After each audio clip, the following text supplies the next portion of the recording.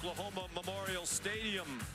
The conference opener for two ranked teams, number 22 Auburn and number 11 Oklahoma. One of only 3 games this weekend matching ranked opponents. A homecoming for Jackson Arnold. For the previous 2 seasons, he was a quarterback at Oklahoma. He was their starter for most of last year, but he went in the transfer portal and is off to a terrific start at Auburn. His successor is John Mateer. The Washington State transfer has really been the talk of college football, off to the Oklahoma 3-0 start, and he has become a leading contender to win the Heisman Trophy. In fact, in most of the services that handicap that sort of thing, he is the favorite. Hoping to join a long list of Oklahoma royalty that has won the Heisman Trophy. Sooners about to take the field. In front of the 162nd consecutive sellout in this great venue, dating all the way back to 1999. Off to a 3-0 start. The headline victory, one of the biggest for any team in the country so far this season. A Week 2 win over Michigan here at the Palace. And he was tremendous in that game against the Wolverines.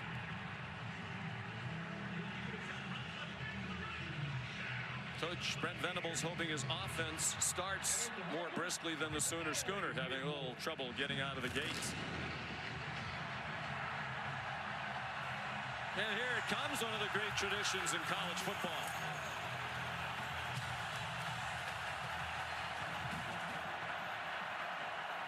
And after a losing season last year, 6-7 campaign, second of the last 3 years for Oklahoma, these fans believe their team is much better this season. We welcome you to the All-State kickoff. Sean McDonough along with Greg McElroy. In fact, both of these teams coming off losing seasons, each 3-0 so far this year. And it feels like in this conference, if you're going to have the season you hope to have, this is the kind of game you need to win.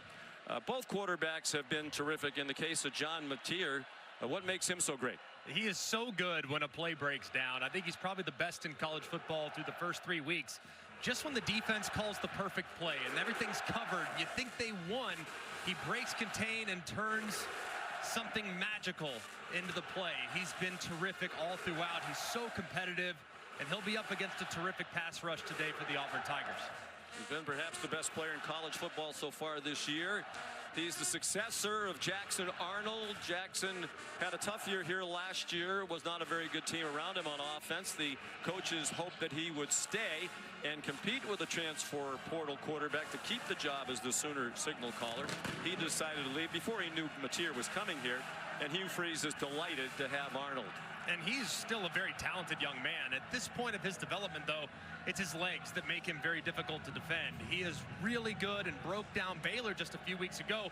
137 yards on the ground in that game. So you got to be mindful of him taking off at any point and creating explosives in the run game. Here's Molly McGrath down on the sideline with Auburn coach Hugh Freeze. Coach, what kind of emotions have you seen from your quarterback Jackson Arnold today ahead of facing his former team? He's mature, flatline, focused, ready to execute each given play to the best of his ability. He's in a good spot. All right, thank you, Coach. Absolutely. Sean. He was not the starter for Oklahoma last year when these two teams met at Auburn. He had been benched the week before. This is the 4th meeting all time. Oklahoma won that game, the loveliest village on the plains, last year. Auburn had a late lead, but Oklahoma scored the last 17 points of the game in the final 8.5 minutes. The other 2 Oklahoma wins in this rivalry were in Sugar Bowls after their 2016 and 1971 seasons. This is the All-State kickoff.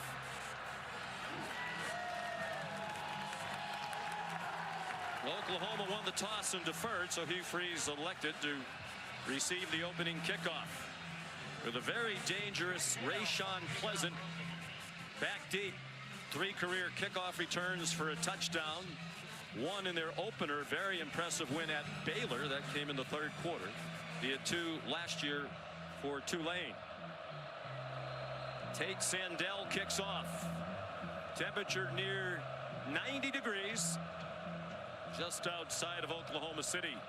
Very little breeze to speak of as the left-footed Sandell gets this one underway. It's returnable from the 6 for Pleasant. He got a hit shy of the 20 and lunged forward near the 24. There comes the Auburn offense and some boos for Jackson Arnold.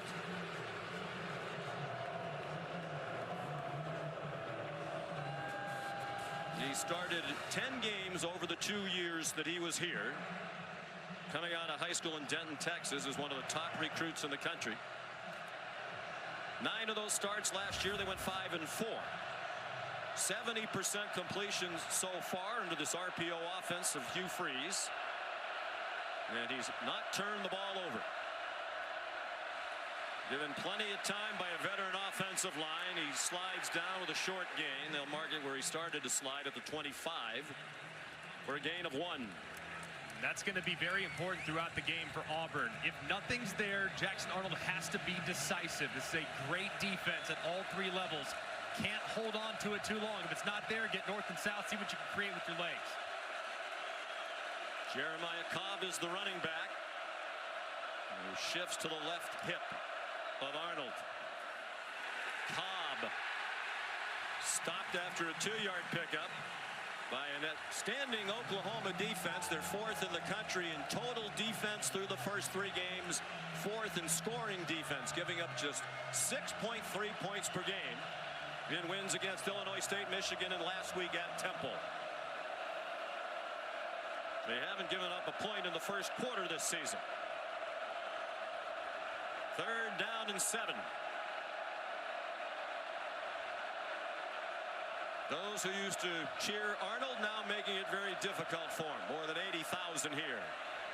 Again, plenty of time. Now out of time and taken down by Taylor Wine.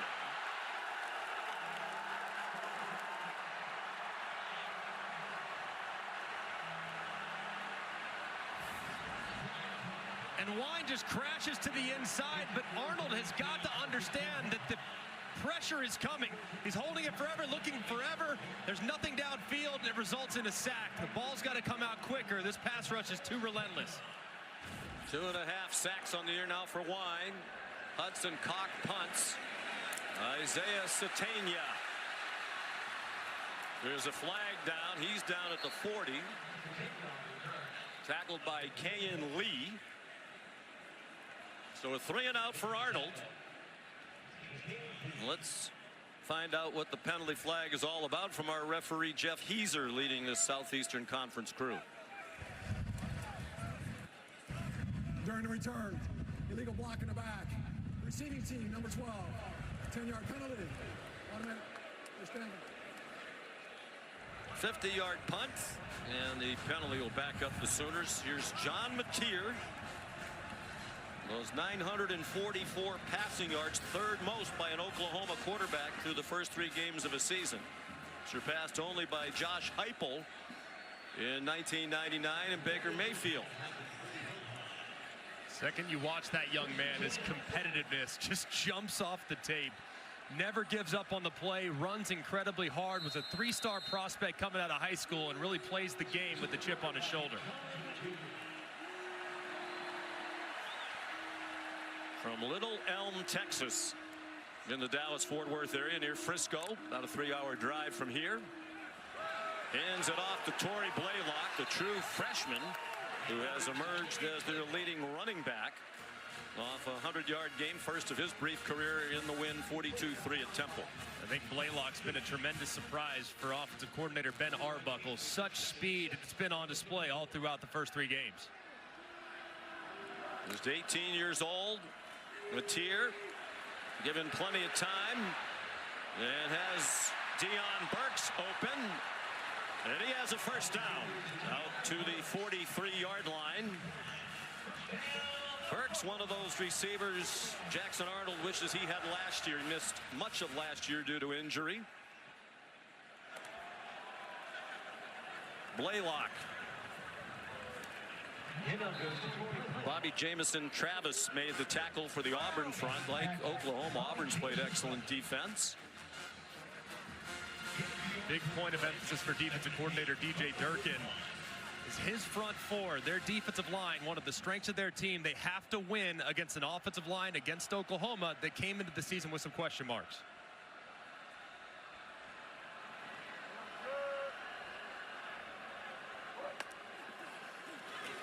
Matier under pressure. Takes off running and walked the tightrope along the sideline. They're going to give him the Auburn 49, about 2 yards short of the first down. That's what Matier does. As soon as you think the defense is about to make a play, he breaks contain and makes it third and manageable. The Auburn coaches said he's really more dangerous in those scramble situations.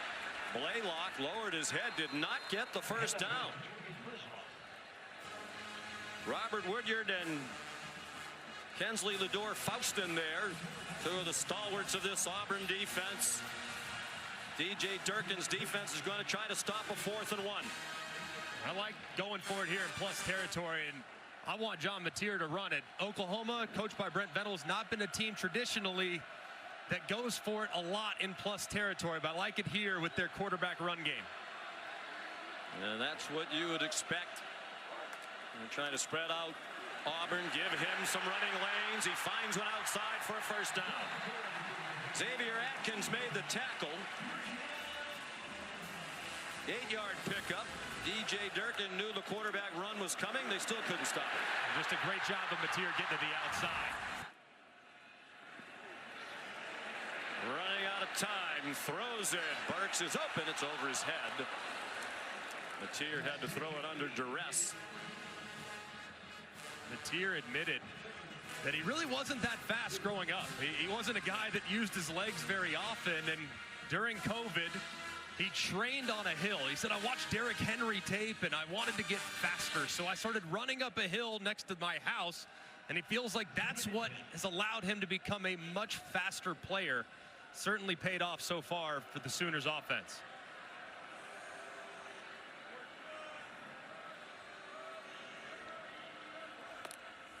They sent Blaylock in motion, a blitz, a middle screen. Satania lost the football. Auburn has it. So far, no whistles.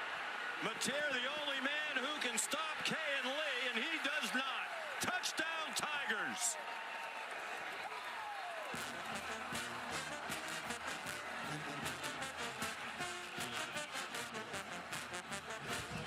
"64 yards if it stands." You know Mitch Wilkins in the replay booth is going to take a look at this. Jaquez Robinson ripped it out.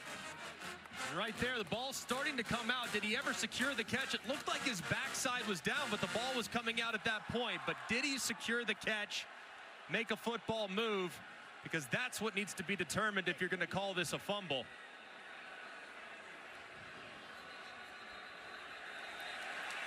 And they have stopped it. I guess the question is he down there? Is his backside on the ground? I think he secured the catch. Let's bring in Matt Austin, our officiating expert. Ball's kind of swirling around there, Matt, but let's yield to the expert. What do you think? Well, Sean, I'm not sure he ever had full control of the ball. It did look like he stuck it to begin with. As they started to put it away, it looked like it did start to come out. This is going to be a very subjective call by the replay official, because the ruling on the field is it was a catch and a fumble, and it's going to be a little difficult, I think, to determine if he did stick the ball, have full control of it, and then went down and fumbled the ball before he hit the ground. Hugh Freeze explaining what he saw, hoping that the call on the field stands, and that is to his team's benefit. If they can't fully determine if this was in fact a catch and then a fumble. Looked like initially kind of bobbled it, but as he's bringing it down with that left hand, it did look like he might have had just enough. And of course, it has to be indisputable video evidence beyond all doubt to overturn. And it's just so tough to tell if he did in fact secure that catch before the ball's coming out. I guess the other part of this, Matt, would be if it is a catch, was he down before he fumbled? And it doesn't look like he was, because his backside is on top of the Auburn defender. Or does that make him down? Well, no. If he's on top of the defender, he's not down. But they have to make sure that none of his leg, his knee, his shin, anything like that touched the ground before it came out. Just based on everything, I just don't know if there's enough to overturn the call. I think it's very, very close, and catch no catch is a tough one to diagnose, but it did look like he secured it. Looked like the ball was coming out before he was down on the ground, and would not be that surprised if this gets upheld. And there does become a time when, if it's indisputable video evidence to overturn it, how come it's taking so long? There it is in real speed. See why it's such a tough call for the officials. And Matt, ordinarily in that situation, right, they let the play go. You can always go back and fix it later. But yeah, absolutely. You know, part of the catch process is have the ball for. After further review, the ruling on the field, incomplete pass. It'll be third down. I actually like that overturn, because I don't think he ever completed the process. Yes, he had it for a second. I don't think he ever really had control going to the ground. You got to have it for a certain amount of time. You have to make a football act. Time to turn, tuck the ball away. I don't think he had time to do it. I think that's a good overturn. Yeah, but by the time, as he was making a football move, taking steps while trying to catch the balls, we saw at the beginning right around here, the ball starts to slide around. It is correct. That's why I don't think he ever had firm control. Yeah, it's bang bang for sure, and a fortunate one there for the Sooner offense. A huge break. Of course, last year was a defensive touchdown at Auburn that turned the game in favor of Oklahoma. Hugh Freeze's team had a 21-10 lead in the fourth quarter. But Brent Venables got a pick six from Kip Lewis of 63 yards to put Oklahoma ahead, and they won despite being outgained by nearly 200 yards at Jordan-Hare Stadium. Well, the review took a very long time, and now the officials are having a tough time getting it started up again. So it's 3rd down and 10 at the 40-yard line.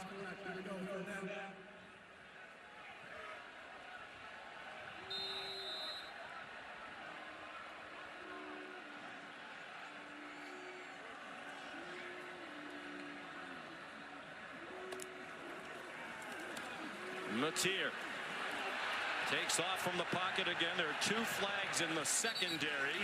It's an incomplete pass on the sideline, caught by Keontez Lewis, but he's deemed to be out of bounds. And Hugh Freeze isn't going to like this verdict either. Defense, number 14. 10-yard penalty. Automatic. First down. That's Rayshon Pleasant. They're likely going to play today without one of their best corners, Jay Crawford, out due to injury. And as Burks is trying to break to the outside, Pleasant grabs the jersey, spins him around, and it's an easy call for the official.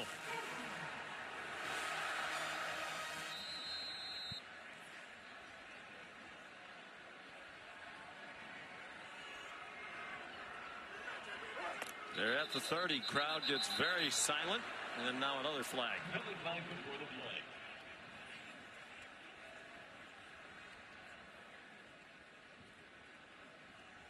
Ball start. Offense, number 77. 5-yard penalty. First down. Heath Ozaida, the left guard, been mix and match along the offensive line for the new offensive coordinator, Ben Arbuckle. The offensive line was a disaster last year. They think it's much better. They brought in some transfers. They only have one player who's started all 4 games at the same position. That's the right guard, Febechi Wiwu. Matier lunged ahead for a yard. Xavier Atkins made the tackle. Big question throughout this game is just how good has Oklahoma's offensive line become. This is one of the better units in the SEC along the front for the Auburn Tigers, and so far they've been pretty good at the point of attack. 10th play of the possession. It's been drama-filled. Matier to the sideline, and Satania couldn't make a one-handed catch. Well, DJ Durkin certainly believes his defensive front is outstanding. He thinks this might be the best defense he's ever coached. The headliner up front is the preseason All-American Keldrick Falk. But he believes they can win the battle at the line of scrimmage, and they've been able to rush the passer this year and stop the run while rushing only 4. And that's going to be big. But here, as you're right on the fringe of field goal range, it's important for Mateer to understand ball's got to come out, because if Auburn's ever going to pressure, this would be the down and distance at the spot on the field to do it. Third down and long. They're on the fringe of field goal range. The crosser is Ivan Carrion.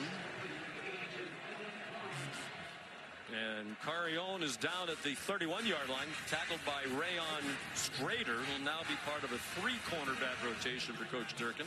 Without Jay Crawford today, he suffered a knee injury last week in their win against South Alabama. Well, here's a 49-yard attempt for Tate Sandell, new field goal kicker, transfer from Texas San Antonio. Late player ran on for Oklahoma.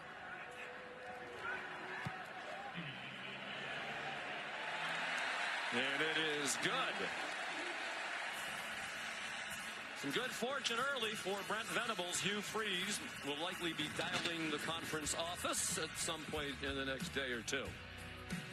A defensive touchdown taken back when that was ruled to be an incomplete pass. And the Sooners wound up with 3. With the ESPN Unlimited plan, get on the ESPN app to unlock your access. I have my fellow New Englander John Cena in that one. Oh, yeah. I'm going to go Lesnar. I think Lesnar, the heel, goes and gets it done tonight in Indy. Well, now that gambling is allowed, I guess we could put a friendly wager on that. That's fine. I'll buy you. How about a new suit? I need it. Tate Sandell sent it down to the 5. Here's Ray Sean. Pleasant flags everywhere. It has been a flag fest through the first 6.5 minutes.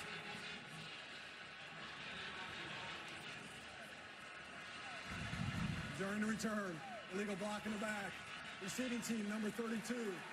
Penalties half the distance to the goal. First down. So here comes Jackson Arnold for the second time today. Molly?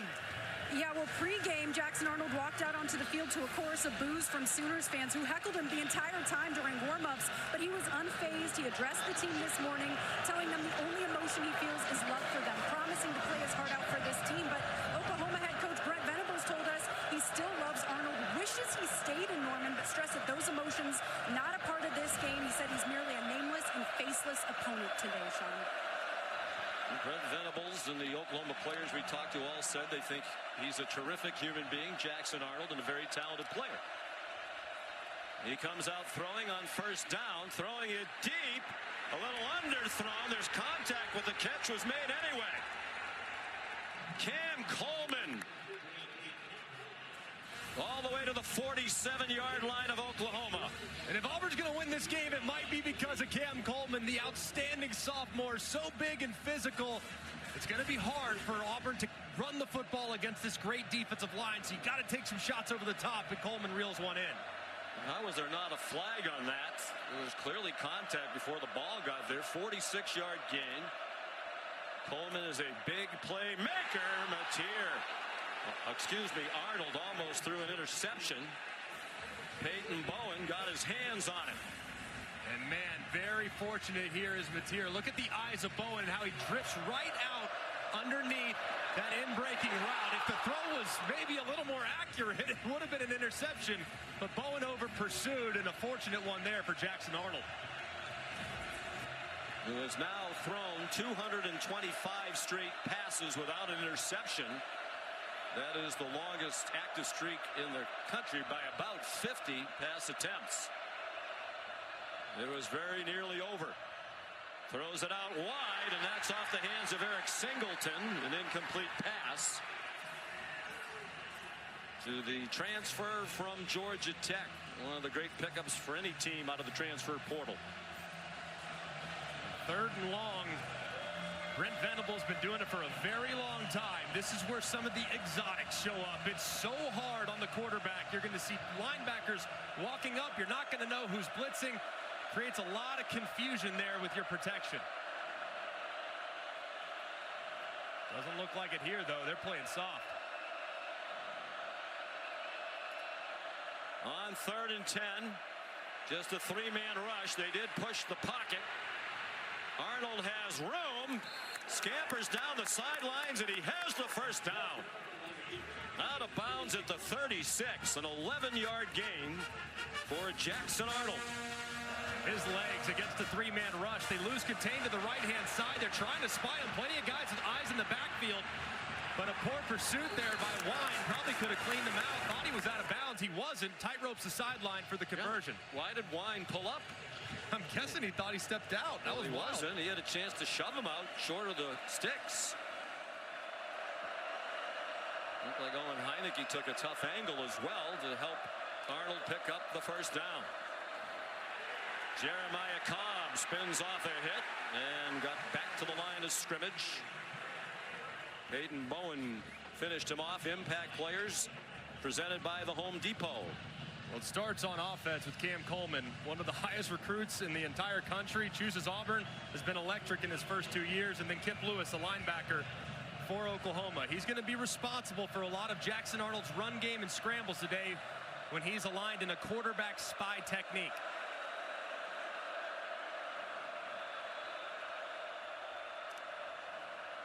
Sixth play of the drive. Arnold given a clean pocket on target. First down and more for Malcolm Simmons.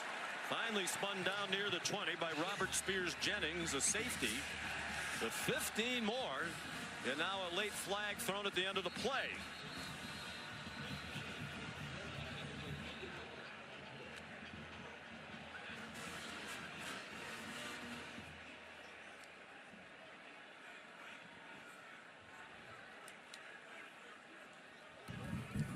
After the play is over, personal foul, face mask, defense.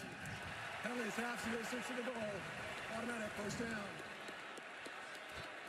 I believe it was on Gentry Williams, one of their cornerbacks. Brent Venables says their cornerback play has been much better than a year ago. One of the interesting sidelights of this matchup today, Venables, the head coach, calls the defenses, and Hugh Freeze, the head coach for Auburn, calls the offensive plays. You don't see it very often when the head coaches are the play callers going head to head. Quick hitter up the middle. Jeremiah Cobb inside the 5. Pickup of 7. They could get another first down, but it would be just inches short of the goal line. And this is a very impressive answer from Auburn on this drive. Just to put things in perspective, how good Oklahoma's been defensively these first few weeks. This is the deepest penetration any offense has made. Prior to this, the deepest anyone's been in Oklahoma territory was the +13. So Auburn cooking against a great defense. And both teams like quarterback run at this part of the field. Arnold trying to get outside. Oklahoma knew that was coming. He's dropped at the 5 by Kendall Daniels. They are playing the first half without their outstanding end, Mason Thomas, ejected for targeting the second half last week. One thing that Auburn will try to do too, try to invite that run game, but they love RPOs. Cam Coleman's a matchup nightmare. Anytime he gets a one-on-one look, you can always throw the fade to the big sophomore at the bottom of the screen.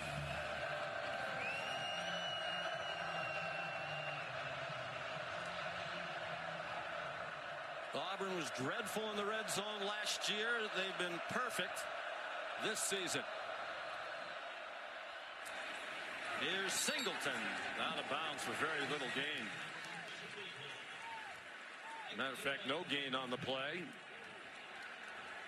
And the field goal unit will come on for Hugh Freeze. A good answering drive to get some points, but some confusion on first down, not timing up the snap, not typing up the snap there on third down. Some opportunities missed there for the Auburn offense. So here's Alex McPherson. Hopefully you saw the great piece by Jen Latta on game day this morning. Missed almost all of last season due to some very severe illnesses, ulcerative colitis and Crohn's disease.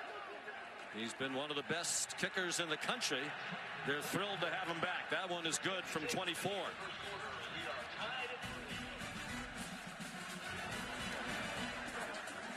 3-3 tie. Just under 4 minutes to go in the opening quarter.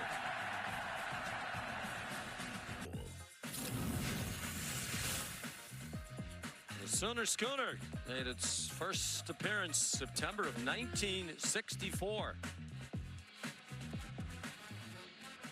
One of the great traditions in college football ever since. I remember working with Mike Gottfried when he told stories about coaching Kansas, coming here, being the homecoming opponent. He was actually worried about the health of the horses because Oklahoma scored so many points. Something tells me they get plenty of running with what offenses we've seen over here in the last 15, 20 years. Off the charts good on that side of the ball. So a 3-3 game. The first points given up by Oklahoma in the first quarter this season. They've given up only 19 total through the first 3 games. That was the fewest through 3 games since 2009. Connor Gibbs is the kickoff man. With McPherson still working his way back to full strength. Alex McPherson said he started out of his side. They mentioned on the feature this morning his left side, so the ostomy bag that he has to wear does not interfere with the kicking. Gradually gaining weight back, and his leg getting stronger. And Hugh Freeze says he thinks they might be able to try a 50-yarder today. His previous long so far this year's 34. Here's Jaron Kanik, the outstanding tight end, for 9 yards on first down. Important to get him a look early. Been quiet so far. Hasn't really had much of an opportunity, but coming into today, leading receiver on the team and one of the most productive in the country at tight end. Tier 3 out of 6 passing for 20 yards. It's a reverse. It's Isaiah Satania, and that salty Auburn defense drops him back at the 29 for a loss of 4. Led by Sylvester Smith, a sophomore star from Munford, Alabama. And great pursuit here. It looked like it might be made in the backfield, but Auburn staying at home and collecting Satania on the misdirection.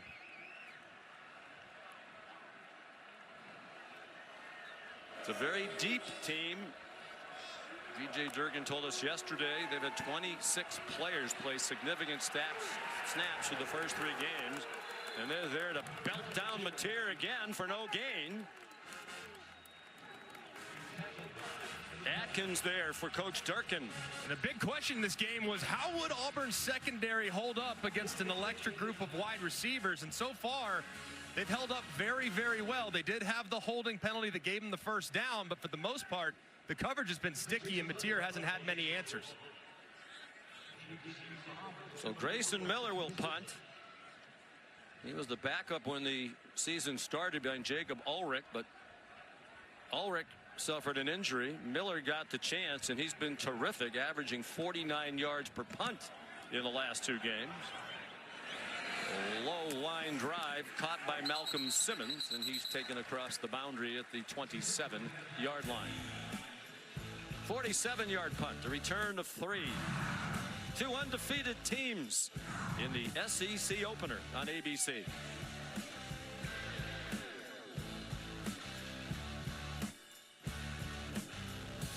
Losing seasons in the first 3 under Brent Venables.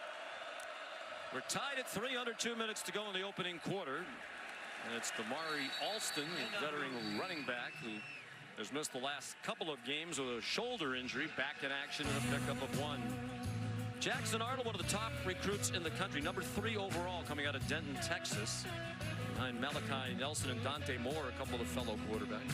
1 year as the backup to Dylan Gabriel. He started the Alamo Bowl, lost to Arizona, but he was prolific in that game. Then 9 starts last year. They went 5-4. He transferred to Auburn. And he is wrapped up and taken down by one of his former mates, Owen Heineke, the redshirt junior from Tulsa, in a transfer from Ohio State. And a great job here protecting initially as Heineke is coming right up the middle. But Arnold, that ball's got to come out. He tries to take off just a little bit too late, and Heineke makes the play. Key for both defenses, discipline in your rush lanes, because you know these quarterbacks are going to pull it down and doesn't take off with regularity. 3rd down and 11.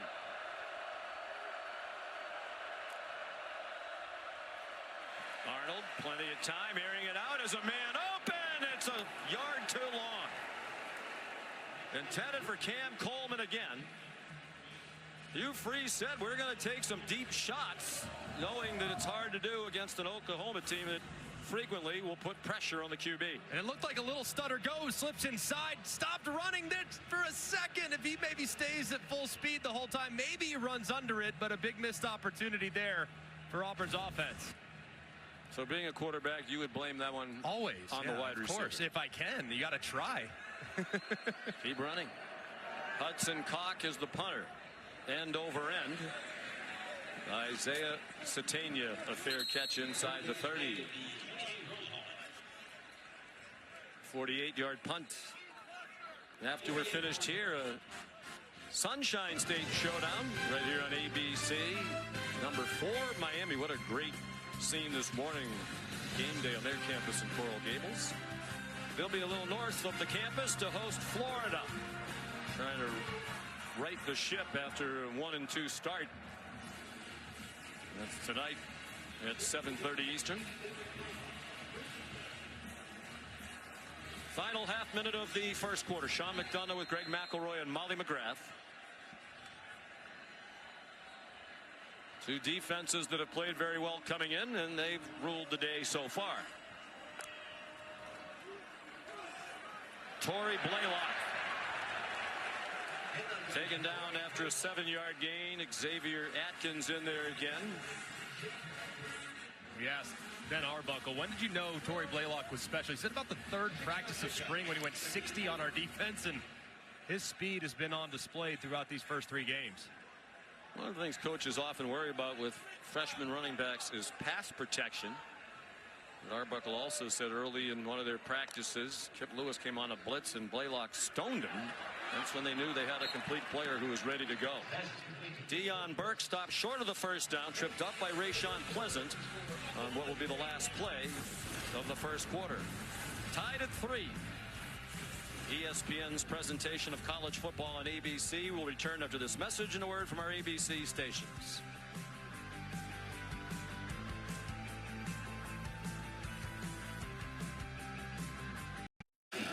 Coach, that defensive touchdown overturned in the first quarter. What did you say to the officials about that call? I don't know how it's not a fumble. I don't know. Maybe they had a different view up stop. It looked like he juggled it first, regained it, ran. We stripped it. Thought it should have been a touchdown. Thank you, Coach. Yep. That was Hugh Freeze with Molly a moment ago. It would have been a 64-yard fumble return for a touchdown for Auburn. A 7-0 lead was overturned after a lengthy delay. I agree with Hugh Freeze. It looked like to me, while it wasn't tucked into his body, it didn't look like the ball was moving. So I can understand from his vantage point why he thought it was a catch, and then the ball was stripped and returned to the house. Taking a couple of deep shots. A lot of teams don't try that very often against Oklahoma. He said sometimes he thinks their secondary can get flat-footed. They completed one big one, had another man behind the defense and missed on the completion. Play again. 15, 5-yard penalty, 4th down. So Grayson Miller will punt again after the 5-yard walk-off. Now you'll see a traditional punt return unit out there for Auburn. It looked like their defense is on the field preparing for the fake. But now a traditional return unit will go back on.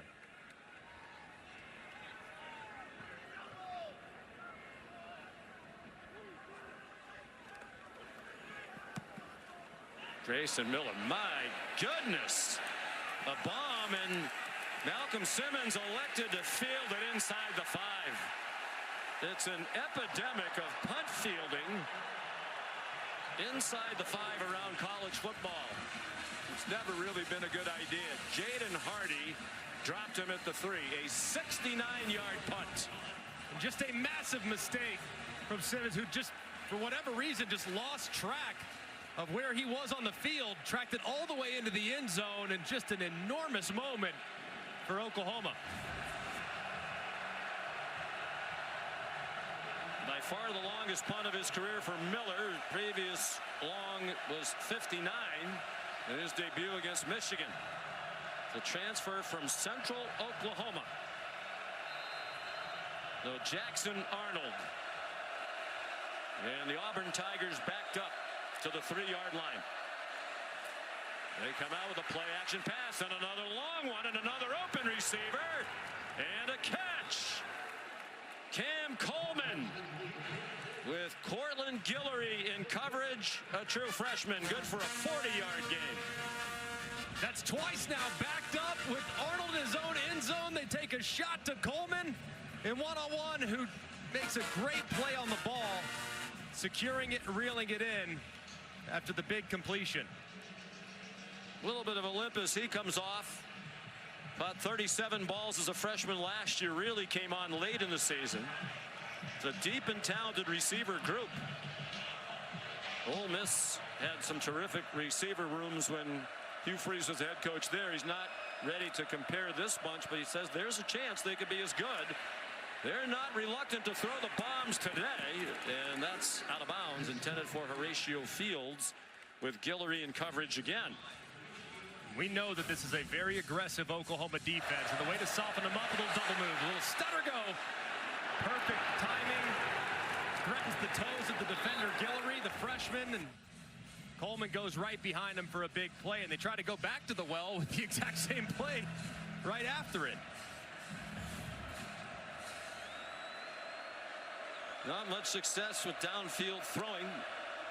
Last year, again, lots of injuries to the wide receiver group. Ball start. Offense. Number 76. After a penalty. Mason Murphy, the right tackle transfer from USC, and really a dreadful offensive line that Jackson Arnold had to play behind at Oklahoma here last year. Yeah, and that's kind of been the question here these first few weeks. He's been very efficient on the underneath. He's done a great job running the ball. We know that, especially on scrambles. But the deep downfield passing attack has yet to really come on. And so far today, it's been much improved.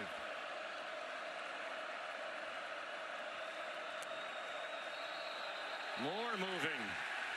This time it seemed at the other end of the offensive line. Ball start. Offense. Number 52. After a penalty. Dylan Wade, the left guard. Molly. And that downfield passing attack is what coaches are talking to Jackson Arnold about in the bench area. Coaches intently watching the iPad with him, oftentimes pointing out receivers who are open downfield, encouraging Arnold to go through all of his progressions and air it out downfield. And multiple receivers, including Cam Coleman, going up to Jackson Arnold saying, "We have your back." You can feel that support from him here on the sideline. And this offensive line giving Arnold time in the pocket. And again, no R. Mason Thomas for Oklahoma, defensive end for the first half. Arnold run down for another loss. They're going in reverse. This time it's Marvin Jones Jr. There is a flag. Jones, a transfer from Florida State. Did he grab the horse collar here? Personal foul. Horse collar. Defense, number 97. 15-yard penalty. First down. Wow, what a break. As Jones Jr. is in pursuit, you see him grab inside the collar of Jackson Arnold, dragging him backwards. Arnold turns right around, points at him, knows it's immediately going to be a foul, and what a break for Auburn on 2nd and 20 to get a fresh set of downs. Brent Venables is quite honest. We talked to him yesterday about Jones. He said when he was here for spring practice, I was really unimpressed. But he made rapid improvement. And he's off to a nice start this year for the Oklahoma defense. Another opportunity now with Coleman up top, potentially in one-on-one against Guillory, the freshman. Safety creeping over, trying to help with that in mind. There's another flag. Jackson Arnold belted down for no gain by Kobe McKenzie.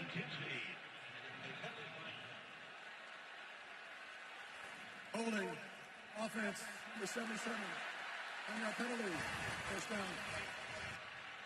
Well, they're all taking their turns getting a penalty. That's the third different offensive lineman on this possession. Jeremiah Wright, the right guard. And you'll see as he works across, he just throws the linebacker on the ground, and that's what results in the flag.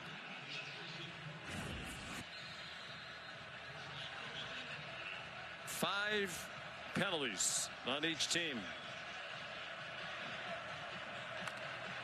And we still have more than 13 minutes to go until halftime. Jeff Heeser's crew not afraid to throw the flag, as we saw last week at LSU as well.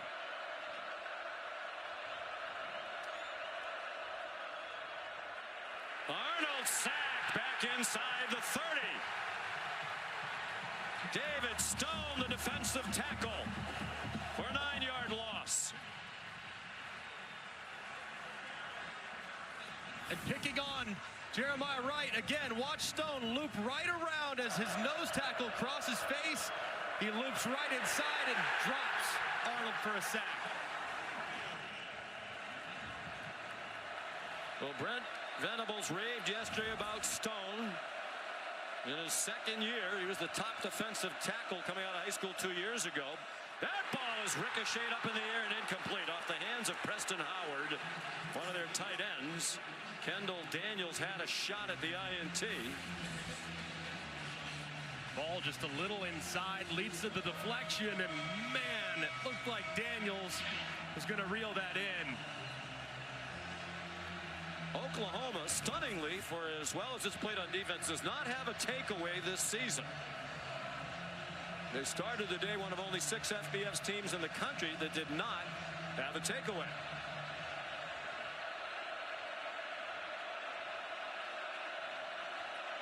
Third down, 28. Jackson Arnold heading toward the sideline. It's going to be a timeout. What do you have for third down and 28, Coach? We'll find out when we come back. 3-3 tie in the SEC opener for Auburn and Oklahoma.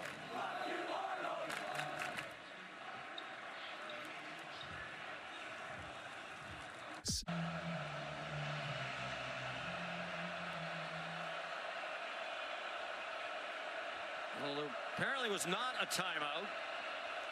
They did stop the play for some reason, let the teams go to the sideline, but they came quickly back out.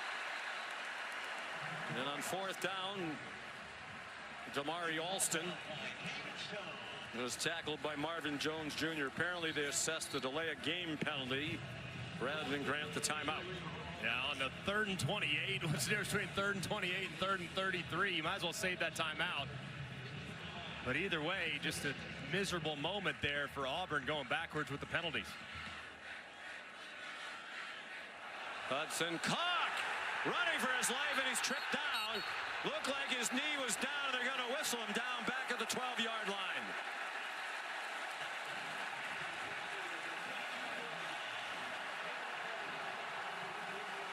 Early on the field as the runner was down.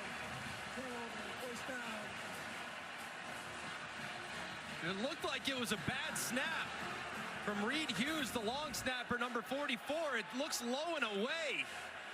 But you kick it. You can see, I don't know what stopped Cock from just kicking it with the left leg or something, getting anything out of it. He tried to make a guy miss, and that's just not a winning recipe. Just catastrophic mistakes from Auburn that last few plays. It wasn't a great snap, but it looked like he had time to just get it off. Michael Boganowski made the tackle. So a huge special teams miscue.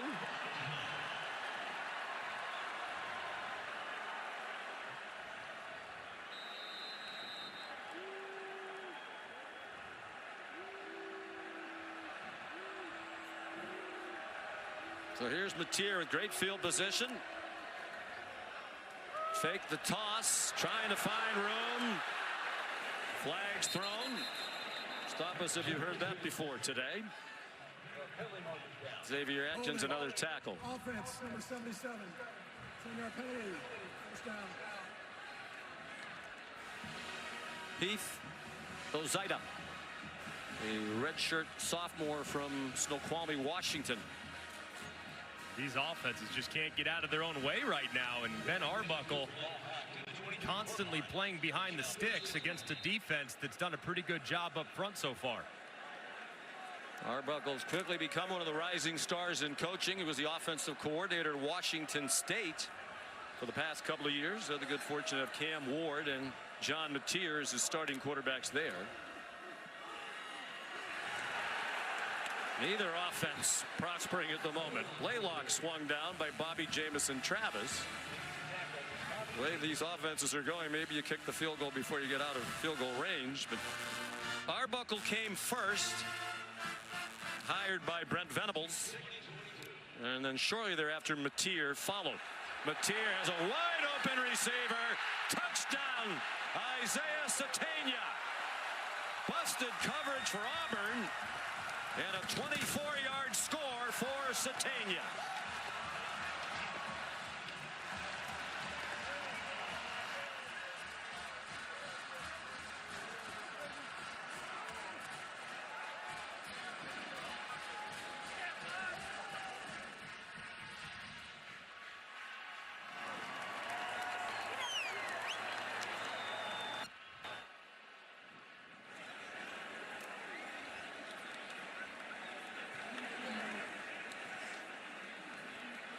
DJ Durkin can't believe it.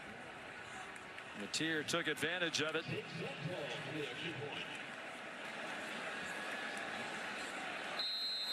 Tate Sandell on for the extra point.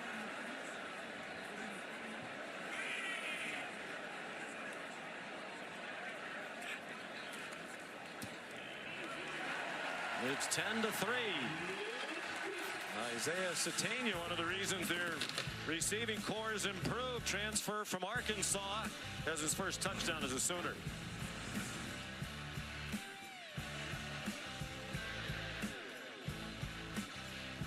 Looked like DJ Durkin was trying to get a timeout, at least get the attention of the defense to the bust.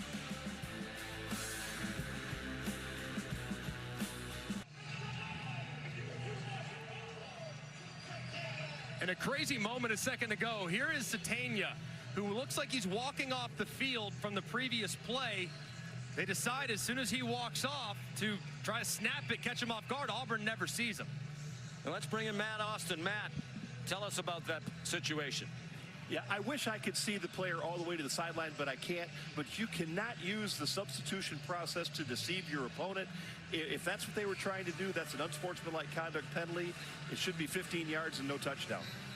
Perhaps that's what Hugh Freeze was screaming at Jeff Heeser about.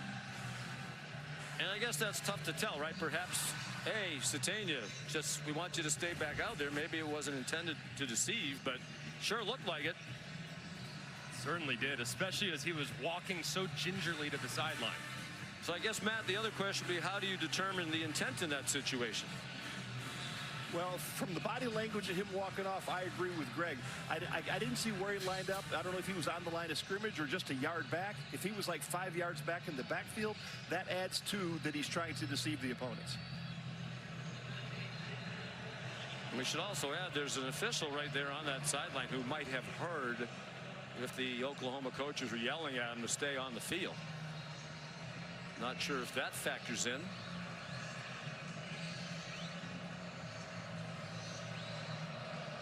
So Sandell will kick off.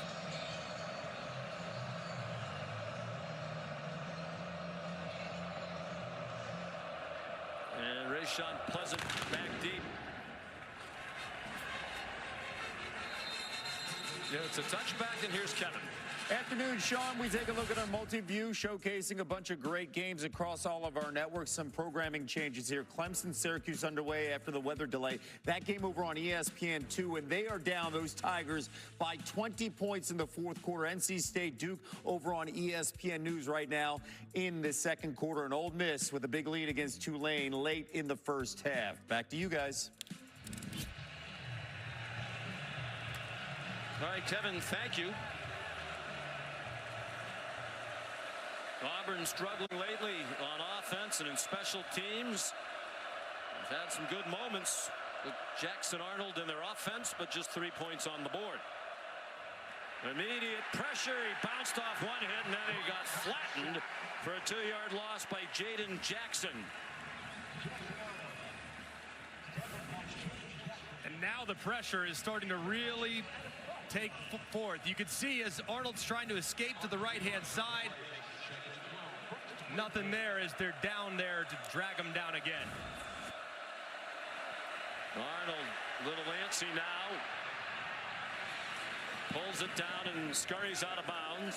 And what was once his sideline for a 3-yard gain. They have minus 12 yards rushing against Brent Venables' defense.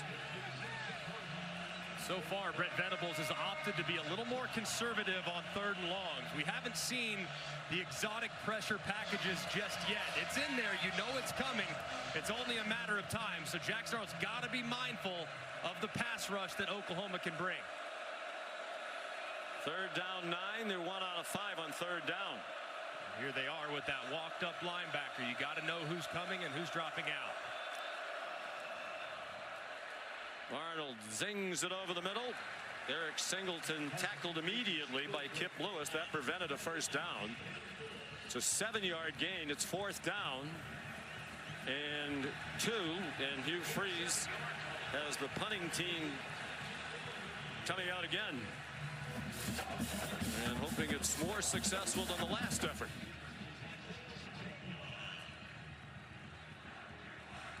Hudson Cock is from Australia. No problem with that snap. Satania, fair catch near the 19-yard line. 48-yard punt. 10-3 Oklahoma, under 9 minutes to go in the 1st half in Norman. It involves Isaiah Satania. Let's bring in Matt Austin again. Yeah, the way the receiver's walking to the sideline, his body language says, I'm going off the field. Then he stops right by the sideline, and it's his own sideline. That's no coincidence. To me, this is a hideout play, and it should be an unsportsmanlike conduct penalty. And you very rarely see a receiver line up that close to the sideline as well, which to me would be add to the incriminating evidence.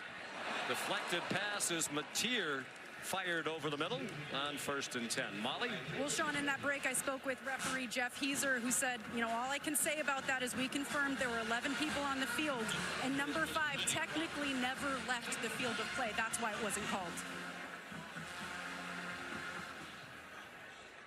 We'll see if Matt Austin is buying that explanation after this play. 2nd and 10. Torrey Blaylock. Matt, do you accept that explanation? You were a long-time SEC referee. Well, I don't disagree with anything Jeff said, and strictly by the rule, the player did meet the requirements. He was inside the numbers at the ready for play, or when the ball was made ready for play. But again, you can't go off and pretend you're leaving and stay on.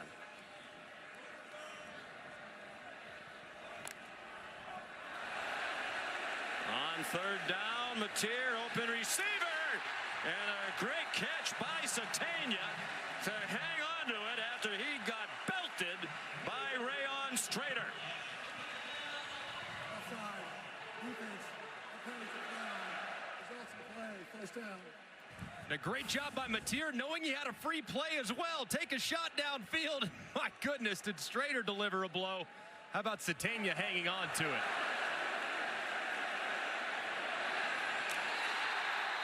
You can hear the pads popping from here.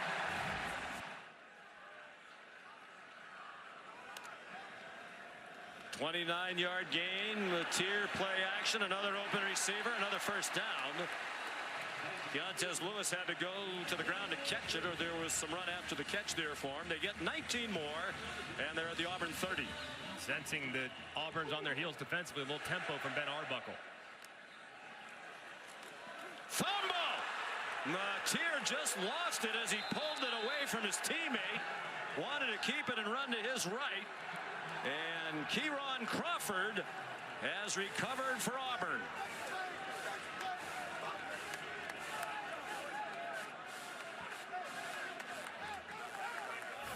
What a huge mistake here. It looked like he was going to hand it off, and Crawford plays it well, keeps his shoulders square, and Mateer puts it on the deck.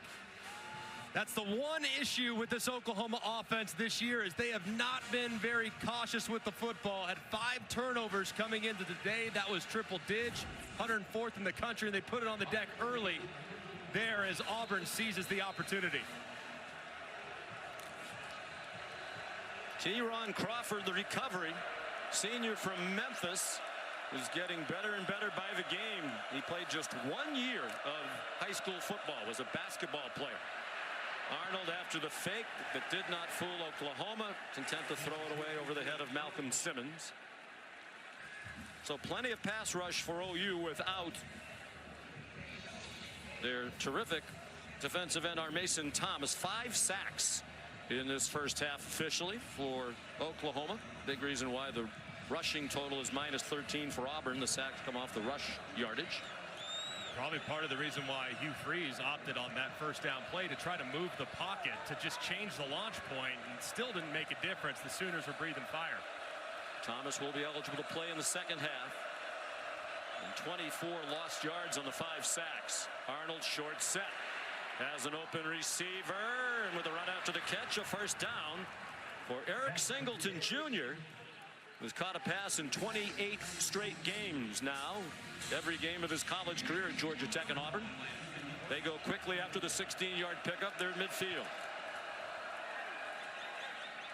Singleton, he got walloped after a 3-yard gain.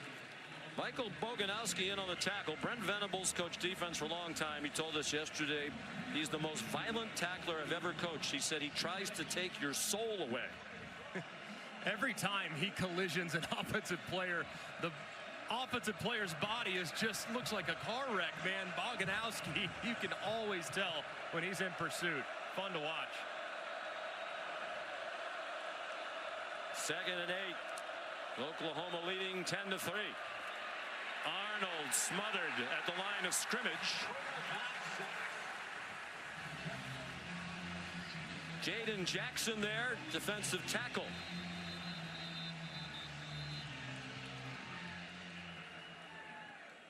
And Connor Lew, the center, is slow to get up.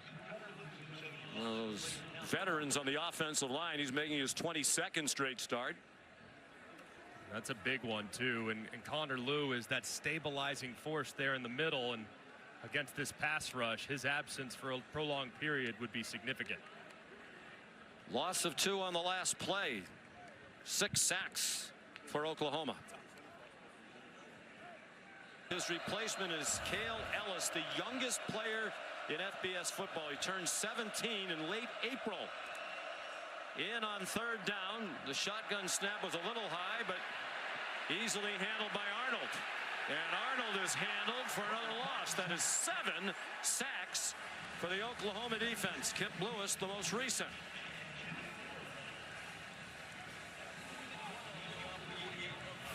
And a big missed opportunity here for Jackson Arnold. You're going to see number 4, Malcolm Simmons. They're trying to double inside. He goes right out over the top. He's got to step on the defense. Arnold never sees him, and that would have been a huge play had his eyes been on the slot receiver at the bottom.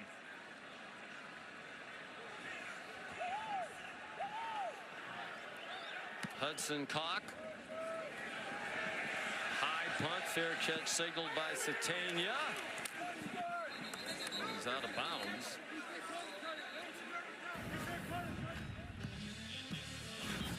Some missed opportunities for Auburn. This you thought was going to be a fumble return to the house. Then Satania walking off to the sideline. They don't cover him. They don't see him. Results in a very easy touchdown pass for John Mateer. Just some big moments that have been missed by the Tigers. And well, the fumble return wasn't really their miscue. They got a fumble. They returned it. It was called back. Hugh Freeze, I think, still very upset. We talked to Matt Austin during the last break, and he read to us the rule about trying to confuse the opposition with the substitution. Here's Javante Barnes on 1st down. And, after he read us the rule, it's clear it should have been penalized. Matt said it's a very hard thing for the officials to call, and they'll feel terrible that they didn't get it right, in his opinion. But it should have been flagged. That's just a big miss, and one that could have completely flipped the game. So 2 plays involving the officials. You never like to leave it up to those guys. It could have very much impacted the outcome and where we're at here, 5 minutes left in the second. In a very stagnant offense, their touchdown came on the short field after the miscue on that punt that you just saw. Mateer forced to throw it away with Keldrick Falk closing in. John Mateer, after the successes with Ben Arbuckle through the first 3 games, has emerged as the leading Heisman Trophy contender, but a long way to go. And he's going to play a lot of stout defenses as they begin conference play. All 8 SEC opponents, starting with Auburn today for Oklahoma, are ranked in one poll or the other. 7 of the 8 are in the AP poll.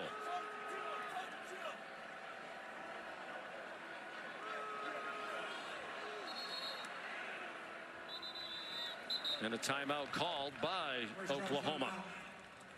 Oklahoma, 30 seconds.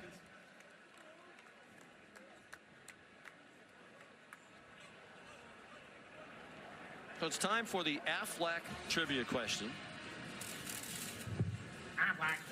Since 1999, which coincides with when the great Bob Stoops arrived here as the head coach, Oklahoma is one of 2 FBS teams to win 90% of its home games. You want to know the other school? You know, I think it's going to be one that's off the radar. I'm going to go the blue turf for the Boise State Broncos. You had to cheat. I did not. I just think pulled 90. it off. No, is that who it was? You pulled it off very well. I didn't cheat, I promise. Boise State. Oklahoma's 147-15 in that span, 90.7% winning percentage. Boise State 151-16, 90.4 on the blue turf. Mateer on 3rd and 10 off the hands of the tight end Jaron Kanik, who was a linebacker the last 3 years. Has made a great transition to tight end. We have to officially answer the Aflac trivia question. And we are bound to say Aflac as many times as we can while you read the answer. Love that. Hashtag Aflac trivia. Yes. It's a great staple of our coverage, the Aflac trivia question. Ohio State not far behind on that list.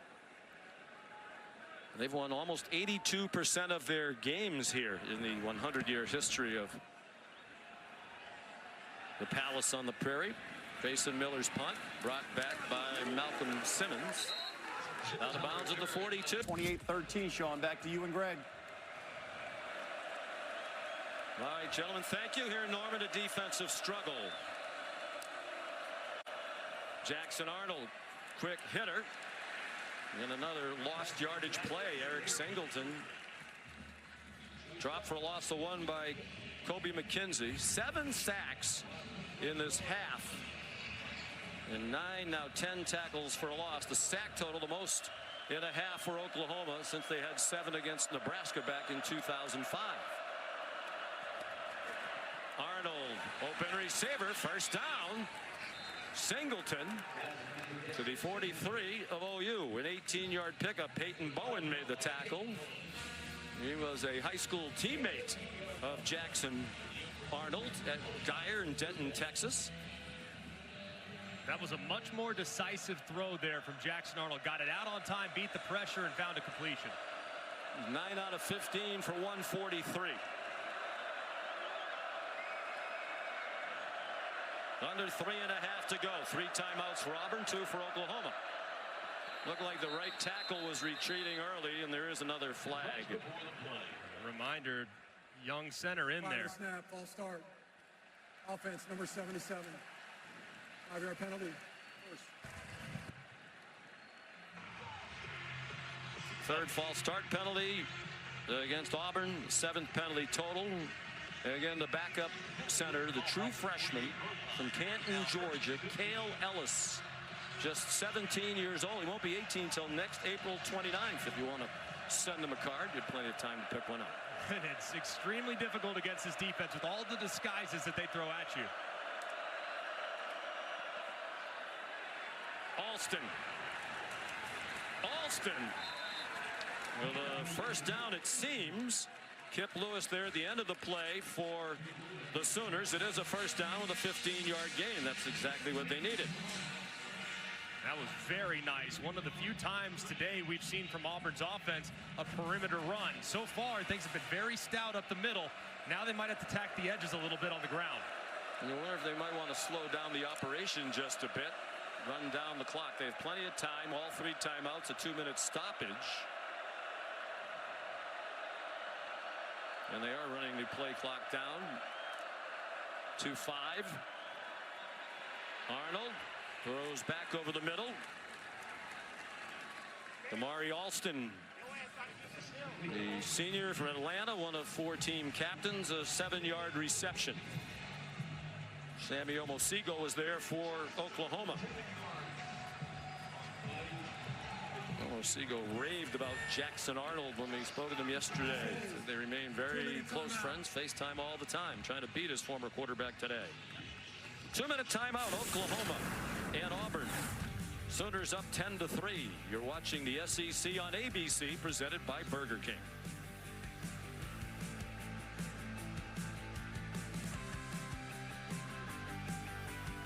The SEC on ABC on a sunny and warm day with the temperature near 90 in Norman, Oklahoma. Conference opener for both Auburn and Oklahoma, coming in ranked, both 3-0 against non-conference competition. Connor Lew is back in at center.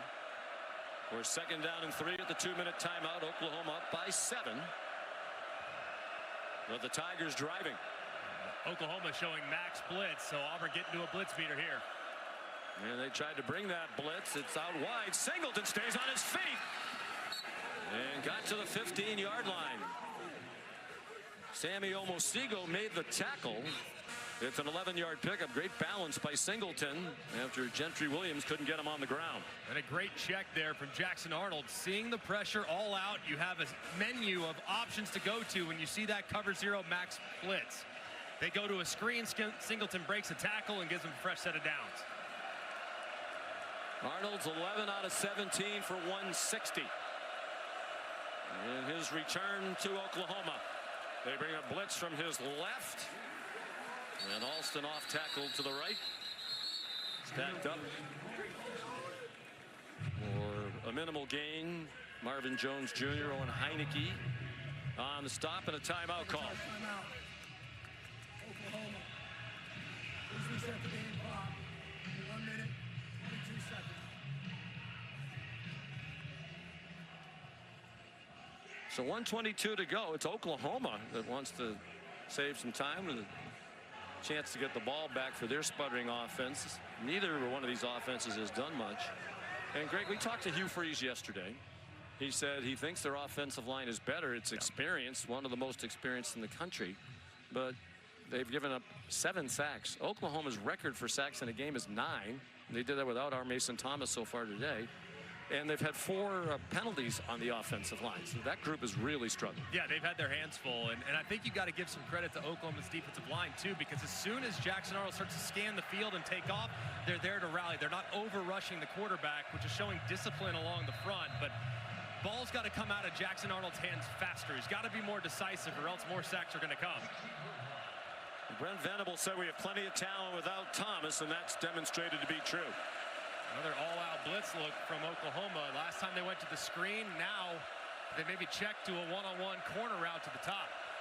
Single coverage to his left. They throw it in that direction toward the pylon. Lots of contact and flags thrown. Cam Coleman taken down by the freshman Cortland Guillory out of Klein Oak in Houston. There's a flag also in the backfield, too, so it could be 2 on Oklahoma here with the way they hit Arnold on the release. No question about the penalty on Guillory. There are 2 fouls, both on the defense. Personal foul, roughing the passer, defense. That penalty's declined. Pass interference, defense number 4.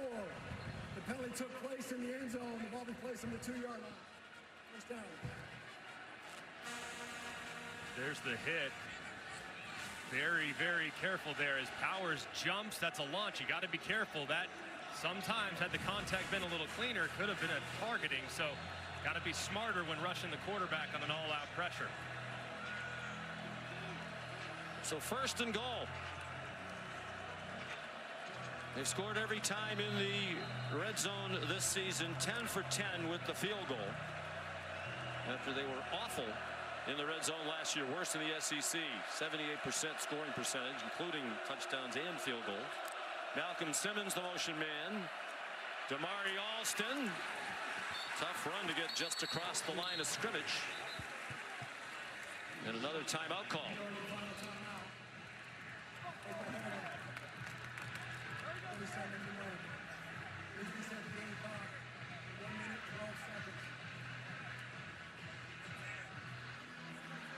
The Sooners out of timeouts, trying to get the ball back as much time as they can. ESPN supports the College Football Playoff Foundation's Extra Yard for Teachers Week each year to celebrate great teachers across the country who have inspired so many of us. Nominate a great teacher in your community by visiting cfpfoundation.org.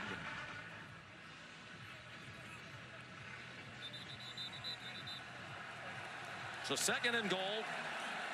The ball just inside the 3. And on 2nd down, if you want to throw it as an offense, this will be the down where you likely do it. So be careful if you're Oklahoma defensively. For a little play action, they might try to sneak one of those tight ends out in the flat. So mindful of your coverage responsibilities in your eyes. They have 3 tight ends on the field. Alston is the running back. Only 3 carries today for Cobb, their leading rusher. Fake to Alston. Single coverage. They go after the freshman again. Touchdown, Cam Coleman.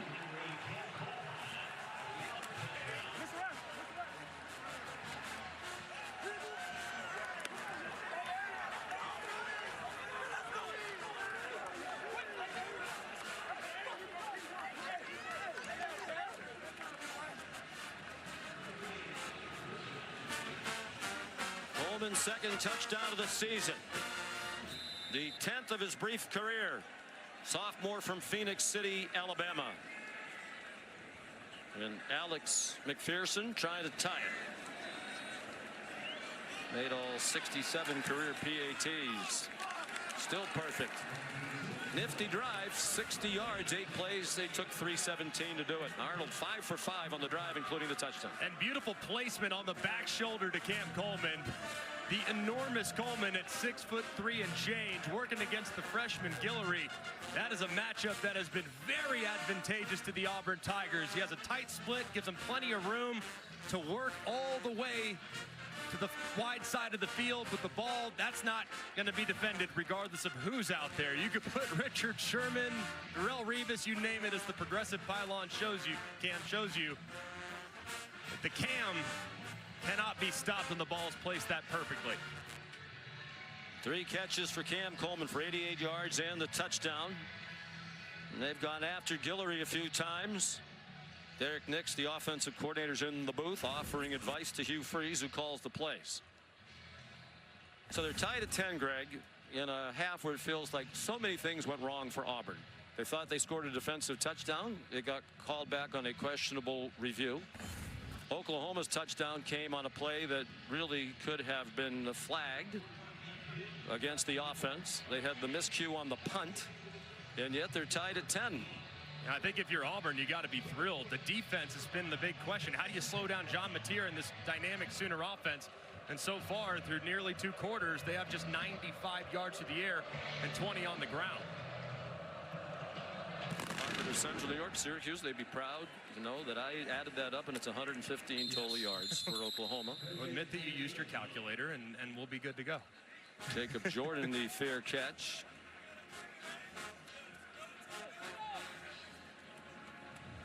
Big part of this too, and just the amount of time that Arbuckle and Mateer have spent together. They obviously trust their young quarterback so much, but how much do you want to put on his shoulders here? You've had some troubles hanging on to the football, and a turnover here giving some points to Auburn for the half would be catastrophic. So you got to be smart if you're John Mateer.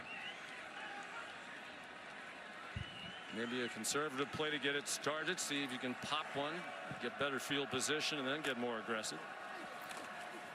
It is a short throw. to Satania, down with a 9-yard gain. They don't have any timeouts. The clock will go under a minute. Lake Woodby, a true freshman cornerback of St. Francis Academy in Baltimore, made the play for Auburn. Part of that depth. Matier forced to retreat, throws it up for grabs. It's caught but out of bounds by Keontez Lewis. They wanted a holding call on the Sooner sideline and among the 80,000 in the seats. A lot of contact there, and it was a great effort from Lewis, but just couldn't quite corral it with that left foot extended to try to stay in bounds. Rayshawn Pleasant there. Again, they're playing without Jay Crawford, their best corner. The field is an incomplete pass. That play is under further review. They're going to review it. Unless we miss something, this looked to be about as clear-cut a no catch as you can, because he doesn't have possession there, and now it comes. I mean, what are we doing?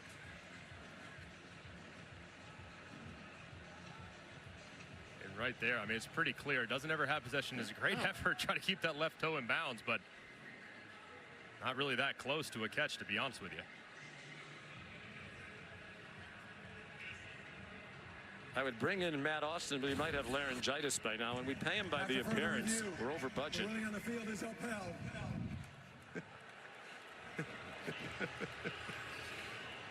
All right, dinner on Matt then tonight. Perfect. Yeah. Dinner and drinks on Matty. Matt's been the star of our show today.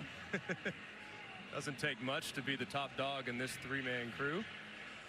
Well, he thought the officials got it right on the overturned defensive touchdown by Auburn. We didn't. I think we all agreed about the deception that led to the touchdown for Oklahoma. And that's just a smattering. They're 1 out of 6 on third down. Now it's Auburn that might get the ball back with a chance. They could get a stop here.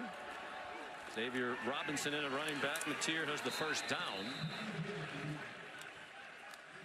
Kieron Crawford there. Emerging star at defensive end, to transfer from Arkansas State out of Memphis, Tennessee. Matier, pressure from behind. He tried to spin away but cannot. First sack for Auburn. Lake Woodby, the true freshman corner there for DJ Durkin. And Keldrick Falk finished him off. 15 seconds in the half. They're still going to sling it. Over the middle, a man running free. That's why you keep going. There are flags down. Back near the line of scrimmage, Deion Burks all the way to the 20. Matier's running them down to spike it. They stop the clock to move the chains for a moment, but there's a flag at the line of scrimmage on the far sideline. Pass interference. Offense, number 5. Replay second down. Isaiah Satania right in front of the Auburn sideline. The officials might have had some help with this call. And you'll see pretty clearly as Satania is working to the out, he sets a pretty deliberate pick on the corner, number 4, Caden Lee, and that's a great call from the official, and a tough one to see from way in the back, but a huge call, and the correct one at that. Brings back a 38-yard gain. At the very least, they might have had a chance to attempt a field goal. Crowd's booing. I don't think either side is going to be happy with the officiating so far. It's a hard job. And for the most part, it's done very well. This is the end of the second quarter. Well, Brent Venables likely pleased with the defense. Both coaches should be. The offenses need the time to regroup. Here's Molly. Coach, a penalty negated that explosive play. What's your reaction to how the half ended there? Well, again, we had a nice play designed up. I don't think that was us, but whatever.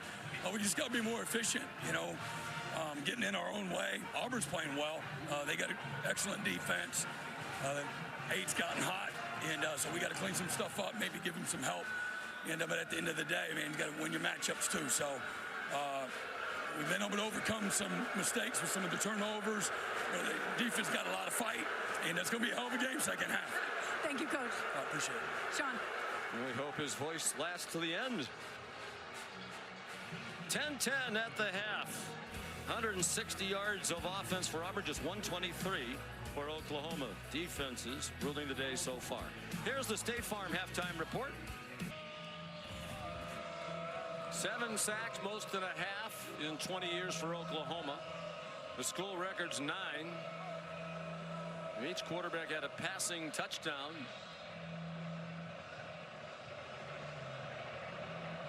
And it'll be decided in the final 30 minutes, or perhaps more than that. And the kickoff from Connor Gibbs is a touchback. Here's coverage where it counts, presented by T-Mobile 5G home internet. It was an eventful first half for the officials, that's for sure. This play initially ruled a fumble return to the house.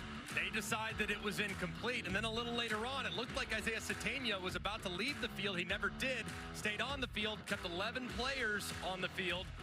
Nobody covers him. Auburn never sees him, and it's a touchdown. But our official rules analyst, Matt Austin, felt like that should have been a 15-yard unsportsmanlike. So it's been very chaotic here these first 30 minutes.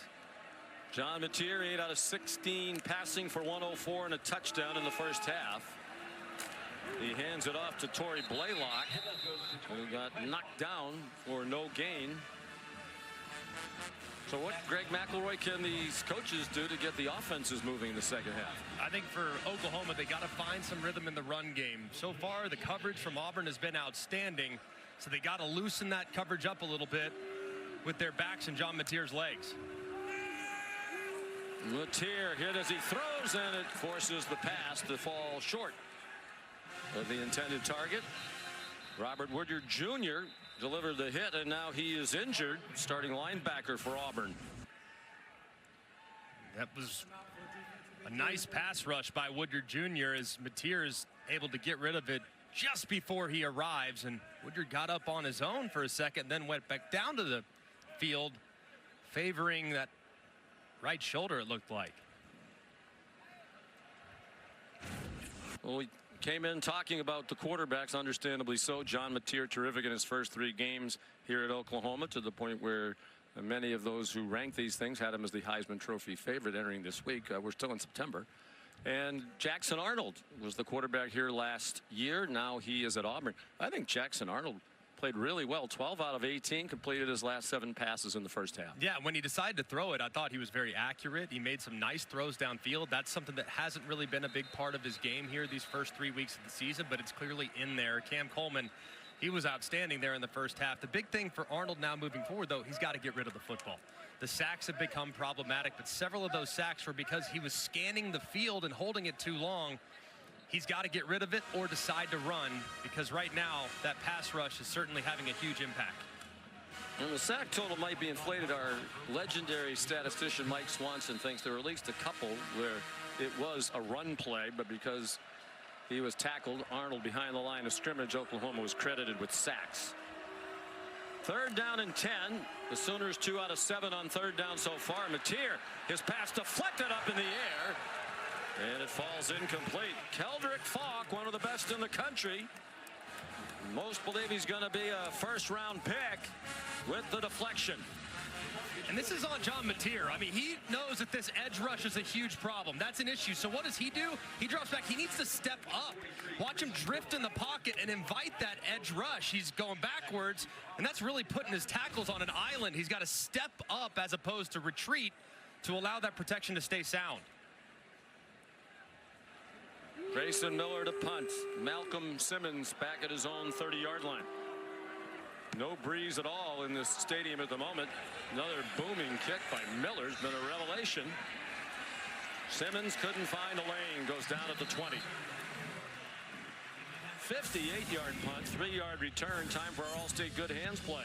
And Cam Coleman has been electric throughout this game. Said early on, he's probably the guy that can win this game for the Tigers, and he's been up to the task. A couple times backed up, poor field position. Just take a shot to big number 8. One of the highest regarded prospects in recent history at wide receiver, and man, he is making it very unpleasant for the freshman Cortland Guillory, who has been with him in one-on-one coverage throughout most of the game. So they're going to have to give Guillory some help here in the second half because he's been on islands and it hasn't been good for the Sooners. Not that they needed more help, but the pass rush will be reinforced by the return of our Mason Thomas. All-conference defensive end who didn't play in the first half for Oklahoma due to a targeting ejection last week. That pass batted down by Peyton Bowen. And there's our Mason Thomas, senior from Fort Lauderdale, a difference maker. The player and as a team leader. His matchup against these tackles is a huge advantage for Oklahoma, so you better be aware when 32's on the outside. Jeremiah Cobb on the field, second leading rusher in the SEC entering today. He's carried the ball just 3 times.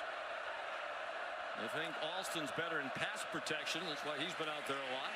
The fake to Cobb, and it is our Mason Thomas introducing himself to his old pal Jackson Arnold. Welcome to the game, number 32. Well, that didn't take very long. Here he is, right on the outside, just right around the left tackle.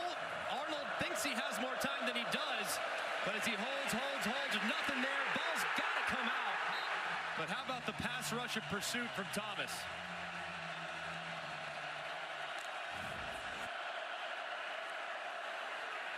On 3rd and 18, Cobb tackled by Jaden Jackson.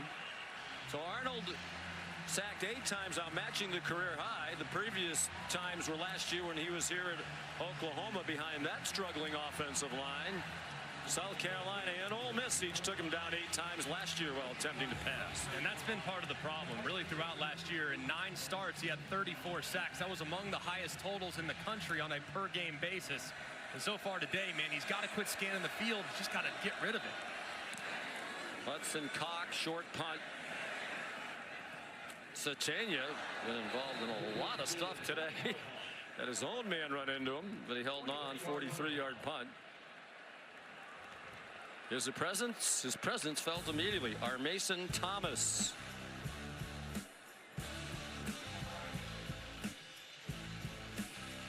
(10-10) the score. We're early in the second half.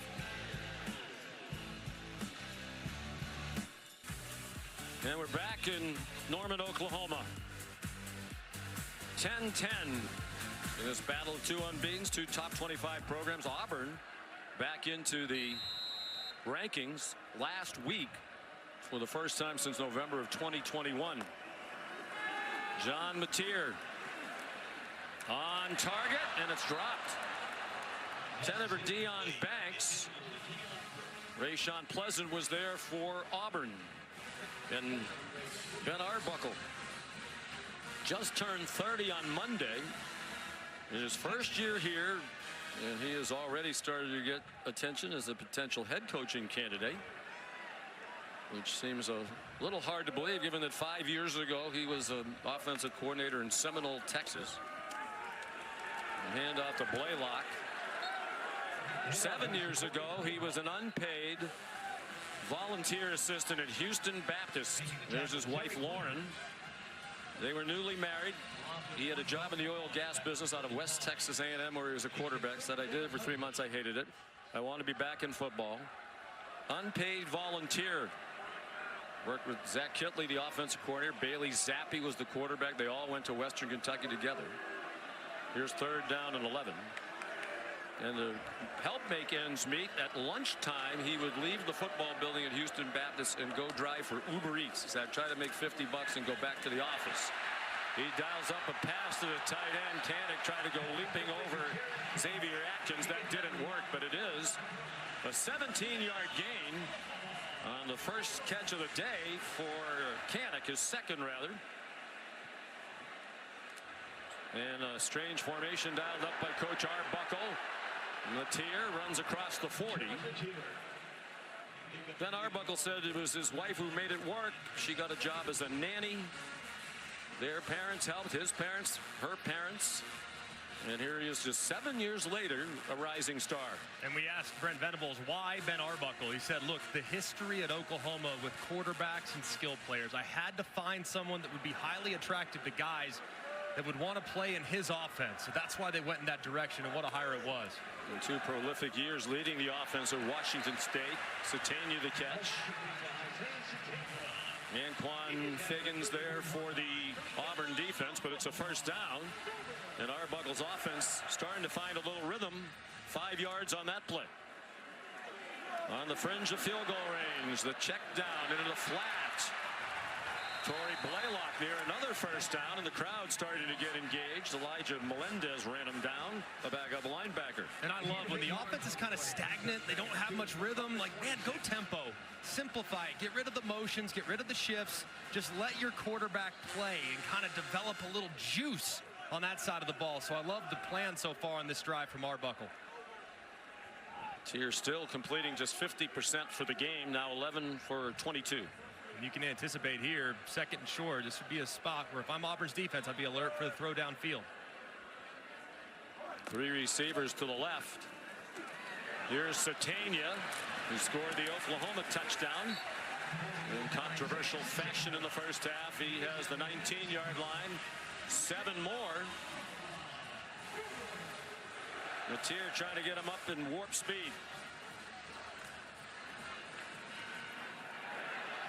The flat is open again. Blaylock out of bounds with a short gain pushed out by Xavier Atkins. And they're a little winded here with the tempo.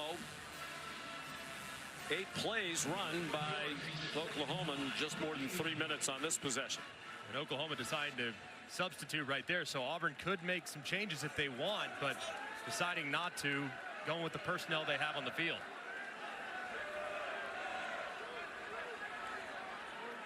Javante Barnes in at running back now.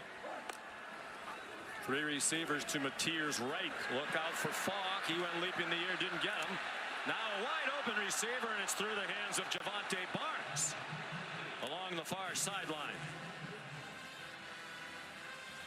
And Mateer continues to drift in the pocket a little bit, getting a little too deep, putting those tackles in a very tough spot, but a great job stepping up this time, keeping his eyes downfield. And if Barnes secures it, he walks into the end zone. Big missed opportunity, and just goes to show you the instincts that John Mateer has at his disposal. 3 out of 9 on 3rd down, but 3 for their last 5. They are in field goal range. Be prepared here. This is where Auburn likes to bring all-out pressure. You look at all those guys lined up, it looks like it's going to be a blitz from DJ Durkin. Everybody standing up. It is a blitz. It's a quick slant that ends short of the line to gain by a lot. Dion Burks tackled by Kensley Lador-Faustin. And here comes the field goal unit for Brent Venables. And DJ Durkin has to be thrilled with how his secondary has played today. It hasn't been perfect by any stretch, but the big question mark after the performance against Baylor, where they gave up 400 through the air, and had a big game last week against South Alabama through the air, this secondary's coverage has been outstanding for most of the afternoon. Here's Tate Sandell to put Oklahoma back on top. They lead for the 3rd time on a 32-yard field goal. 13-10 Sooners, middle of the 3rd quarter. The topics. What do you think about the tush push? Get out. I have no time for the tush push. It is. I don't want to watch rugby. Plus, I like to see a little more finesse. I like to see a little more action. I want it out. Get it gone. Plus, you can't stop it, and grew up a Cowboy fan, so I don't want to see it. Tate Sandell, his 2nd field goal of the game, has given Oklahoma the lead for the 3rd time. Rayshon Pleasant, very dangerous return man, 3 career kickoff returns. No chance for that one. I've been through the uprights. Well, this defense has been unbelievable, but Jackson Arnold's helping them a little too. Look at the clock here, all right? Average time to get rid of the pass has to be 2.5 seconds. Right now, you're already at 2.87. He still hasn't found anybody. The eyes are scanned all over the place. But what does Arnold also do? He can break you down on scrambles. So the second he starts to take off, you see Oklahoma defenders immediately corral him, and then here we are back to square one. Mason Thomas back in the game. Look at the clock, holding it forever. The ball has to come out. To hold it over 4 seconds is way too long against an elite pass rush.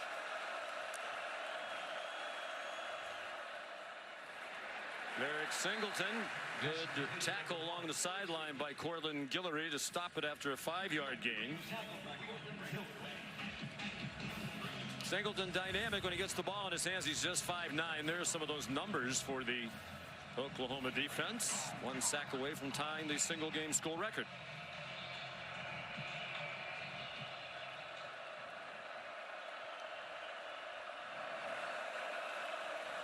Tamari Alston, the running back. Heavy pass offense today for Hugh Freeze. Arnold 2 yards short of the first down. Molly. Yeah, Hugh Freeze's reaction to those 7 sacks allowed in the first half, 8 now overall, with to laugh and say they're good. Every play is another twist and another blitz, and he stressed that Jackson Arnold needs to be protected better, but also needs to go through his progressions, trust his receivers to win those one-on-one matchups. He said, had we not made some of those mistakes, we would have been in the lead. They're a top team in this league. We're playing toe-to-toe with them, so he's encouraged, Sean. 3rd down and 2. Big play here midway through the quarter. And that's nothing doing there. The quick screen to Malcolm Simmons. Jaden Jackson's had a nice day in the middle of that defense. Sophomore from Indianapolis who went to IMG Academy in Florida. Hugh Freeze has the offense on the field on 4th down and 2. So far, Auburn has been 5 for 5 this year on 4th down conversions. 4 of those 5 have been quarterback Jackson Arnold running the football. You got to be thinking short yardage. It's Jackson Arnold's legs here for the Auburn offense. Will they snap it? Will they just try to draw him offside? He goes under center, lined up like they're going to try to execute a tush push. Doesn't look like they're going to snap it.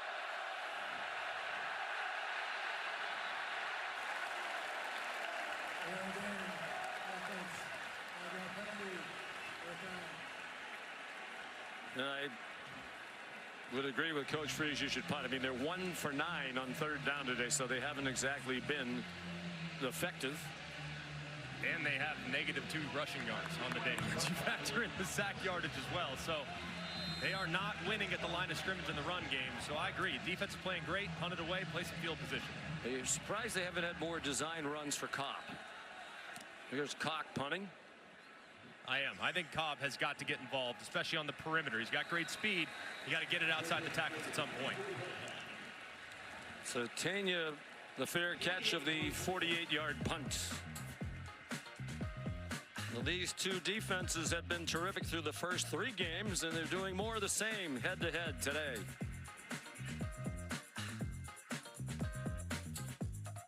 Begins with Monday Night Countdown at 6 p.m.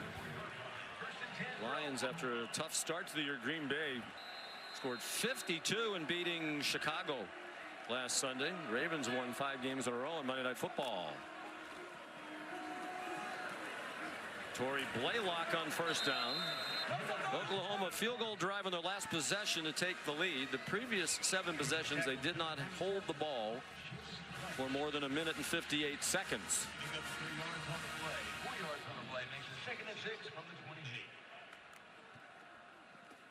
On 2nd and 6, and another tackle for a loss, and it's Keldrick Falk. Malik blocked in there as well for Auburn, sophomore from Pike Road, Alabama. Big question for DJ Durkin was whether or not that front 4 would be able to hold up against the run, and so far they've been up to the task. And now 3rd and 10, it's got to be looking in the direction of Burks. He's been their best guy so far. Can he create some separation?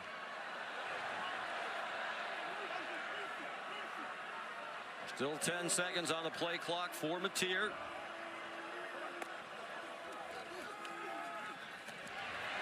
It is Deion Burks, and they wrap him up well short of the first down. There's a flag on the near sideline. It's for offensive pass interference, which Auburn will turn down and force 4th down, you would think.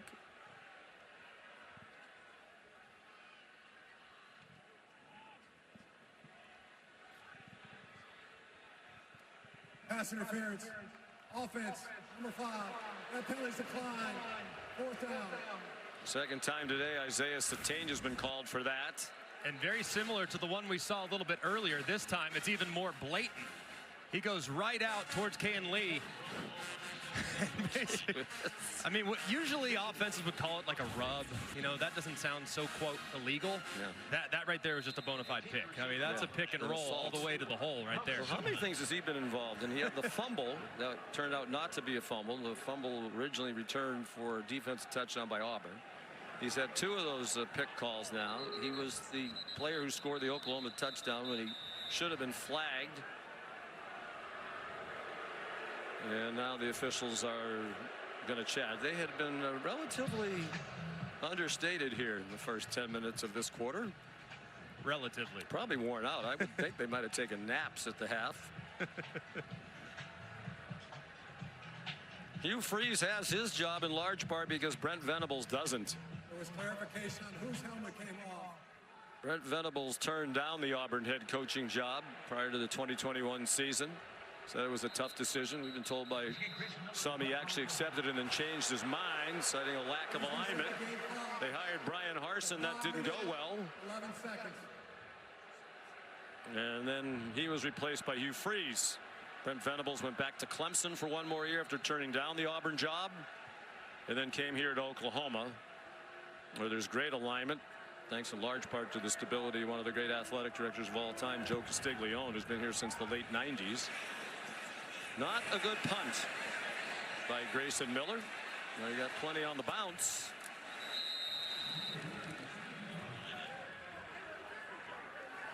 This has been a good fit for Venables, but the locals would like to see more wins, don't they all?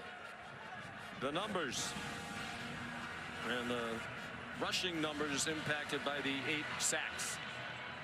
If you look at the passing numbers, I mean, it's really just been 2 massive plays by Cam Coleman down the field. So just the consistency in the passing game hasn't quite been there, but Cam Coleman's been a bit quiet here in the second half.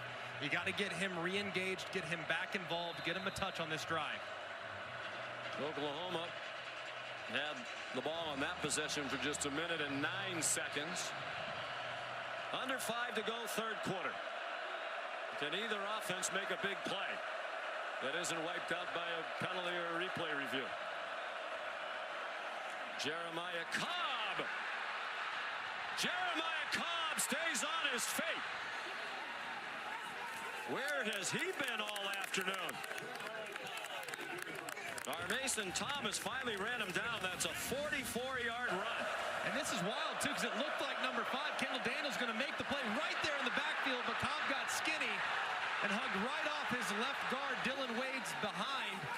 Somehow found his way to the second level, and you saw some of the speed in the open field. Had 314 rushing yards through the first 3 games. That was second in the SEC. And with a heavy lean on the pass, with Alston a better pass blocker, Cobb hasn't been out there much. Alston's back out there now. And stays in the pass block. They have an open receiver, and it's an incomplete pass. Coleman behind the defense again, and the throw is off target in the back of the end zone. Man, that's a throw. If you're Jackson Arnold, you will literally remember forever. I still remember when I overthrew against LSU in 2010.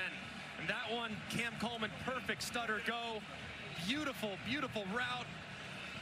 Bites on it immediately, does Jordan, and he gets behind him, and the throw just off the mark, and a big, big missed opportunity for the Tigers. That pass, Davon Jordan, a backup corner sophomore from Tulsa. Big miss. Chance for the first lead of the day for Auburn. 2nd and 10. Plenty of time and a bad throw. In the general direction of Horatio Fields. He's a big target. That one was well off the mark. A big call here for Hugh Freeze. His kicker, McPherson, said he's probably comfortable kicking it from about 50 right now. Right now, they're at 50. So Jackson Arnold has got to get rid of the football to make this field goal easier, because you got to anticipate for Brent Venables, you're going to get pressure, maybe all-out pressure.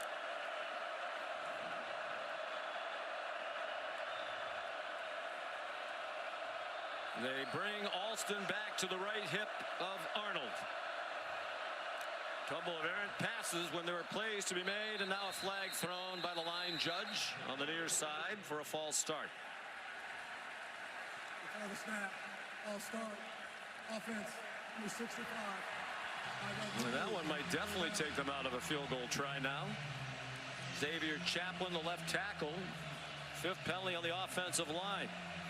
Now, I don't think you're going to get that blitz look from Oklahoma. They're already out of field goal range, so why try to knock them out? I would anticipate Oklahoma trying to keep everything in front of them.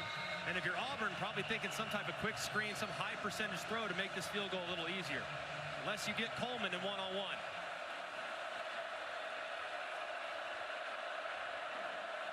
Blitz look right there. Now they're going to check it. Can they hold up long enough to get a look towards their top wide receiver at the top of the screen? Pressure coming. Malcolm Simmons, run after the catch, gets them down to the 32. Hugh Freeze said yesterday he thought McPherson might be able to make a 50-yarder, but that Alex would tell him after the warm-up how he feels. So apparently it's a little bit out of his range, so they're going to try Connor Gibbs for a 50-yard field goal, which would tie it.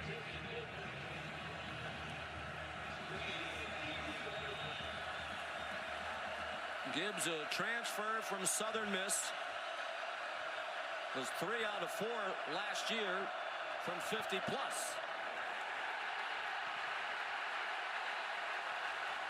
From 50, low and wide right. Hugh Freeze said yesterday he thought Auburn would have won 4 more games last year had they had McPherson. They were one of the worst field goal kicking teams in the country without him. And he said it's not just the misses that change the score, but then the other team gets good field position when you miss on a long field goal try like this. That, and it just really never had a chance, too. So the special teams been impactful all the wrong reasons for Auburn in the kicking game the last couple years. Gibbs has plenty of leg to make it. As long at Southern Miss was 59. That was from 50 with the breeze really not a factor. So Oklahoma hanging on to this 3-point lead. Matier forced back. Deion Burks. Another hard tackle. It's been a hard-hitting football game. That was Champ Anthony, one of their defensive captains, who's, as you can see, playing with a club. And apparently there's a problem with that right hand. Keep an eye on 4 here. Tried to get it deep to him last time in this formation. I think they stopped it just in the nick of time for Anthony. He was trying to get the attention that he's in some distress. First charge timeout. Auburn. 30 seconds.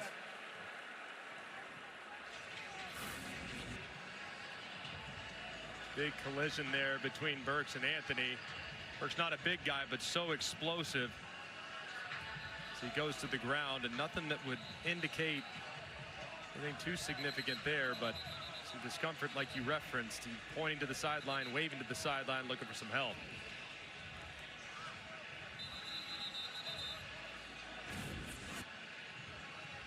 So Auburn has to use the timeout. Anthony's out of the game, one of their best defenders in the secondary.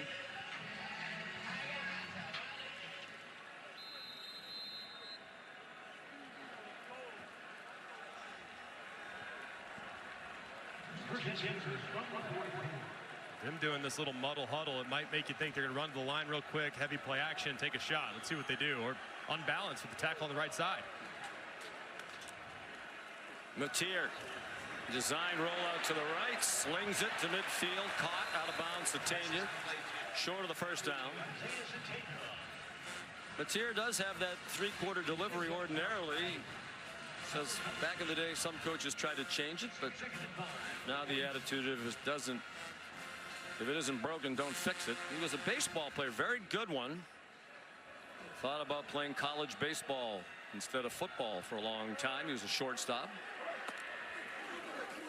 They bring a blitz from a couple of directions and a big tackle, or else Satania might have been on his way. It's a 12-yard gain for Oklahoma, but Anquan Figgins might have saved the touchdown with the trip.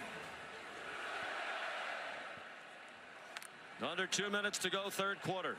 Now they get to the huddle really quickly. Those receivers get wide. Now with only 5 in the box, defensively, you might be anticipating run. That's why you get those splits as wide as you can. Mateer down the middle, flags everywhere. Kanek the catch. If it stands, it's a first down inside the 20 to Jaron Kanek.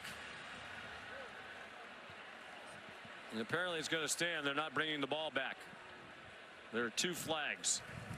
Holding defense number 24. That penalty decline. Results of the play. First down. Kieron Crawford.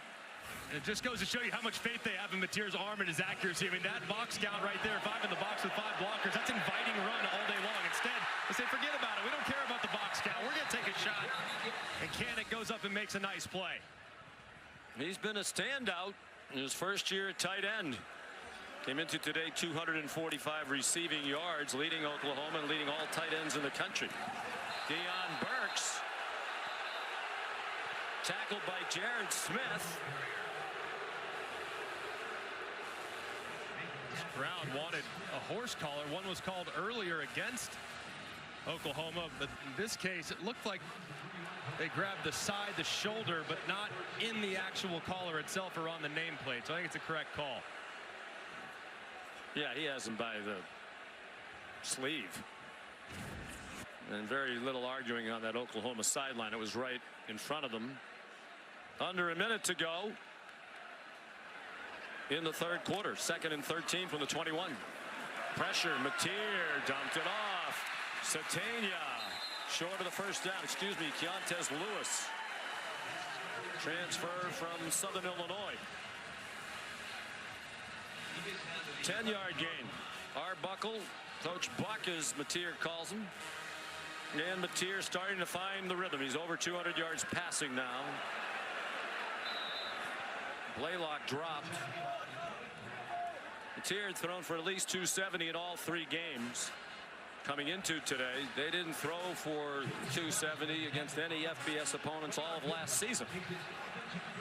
He wants another snap before the end of the quarter, and it's 4th down and 2. Are they really going to go for it? We'll find out when we go to the 4th. End of 3 in Norman, Oklahoma. This is the end of the third quarter. Sooners leading the Tigers 13-10. ESPN's presentation of college football on ABC will return after this message and a word from our ABC stations.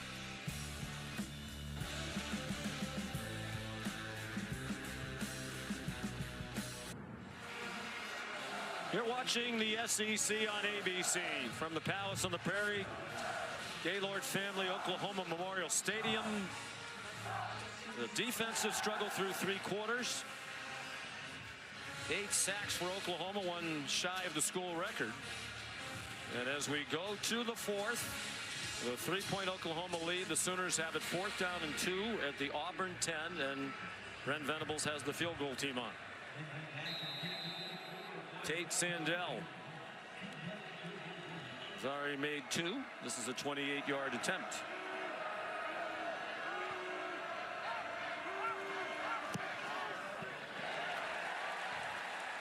And it's a 6-point lead.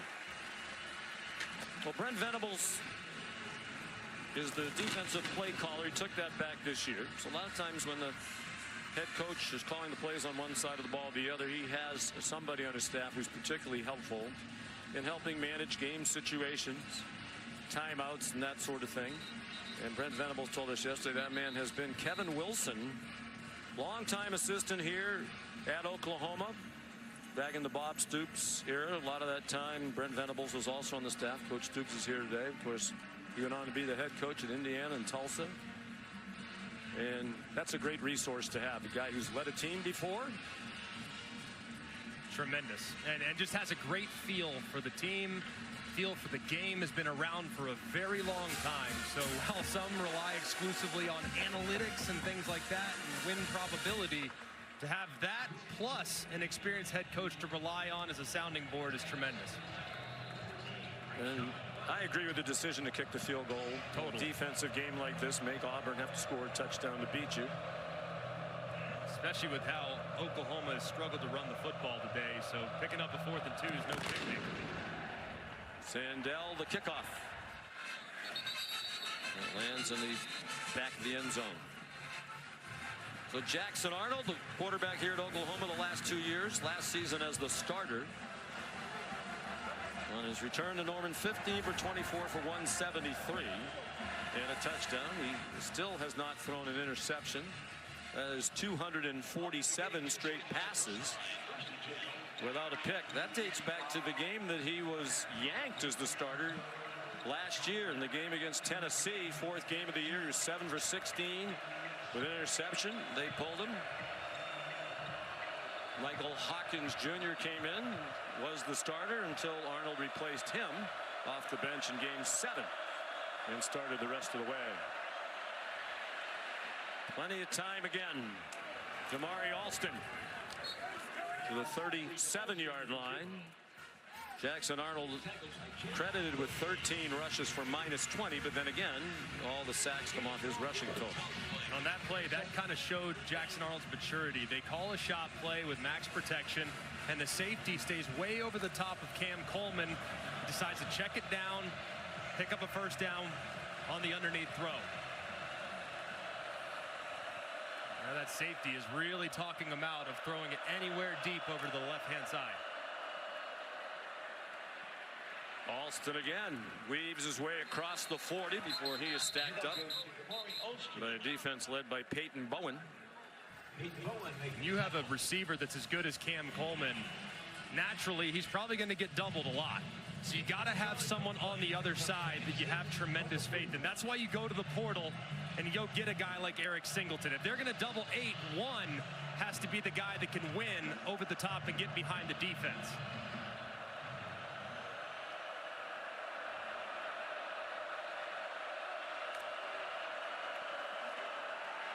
Design run for Arnold. Down at the 44, a gain of 3. He set the tone early. First game as the Auburn quarterback on the road against a good Baylor team. Rushed for 137 yards. And like John Mateer for Oklahoma against Michigan, I think wanted to send a message to teammates and the fan base about their toughness, willing to do anything to help the team. He's definitely done that. No one's questioning toughness at all, man. He can run it, that's for sure, but it's tough against a great defense. We're 1 out of 10 on 3rd down.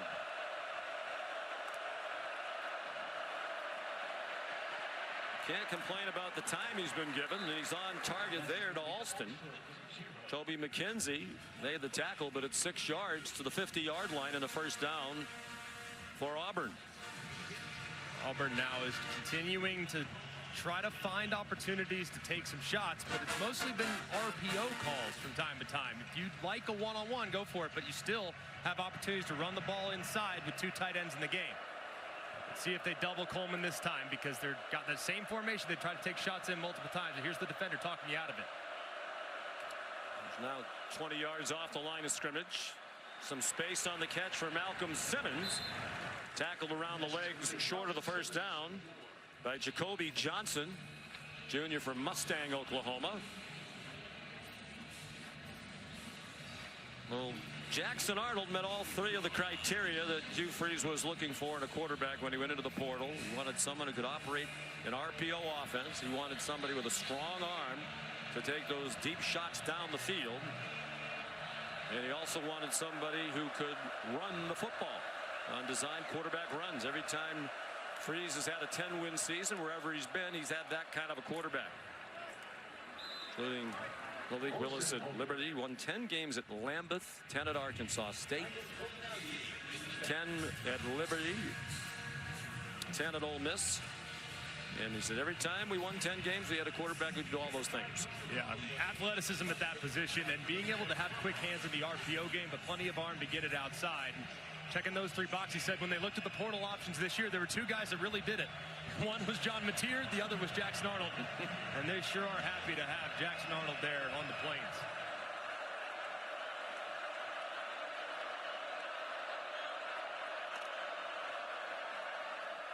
He pulled it down. Looked like he had a lane to his left.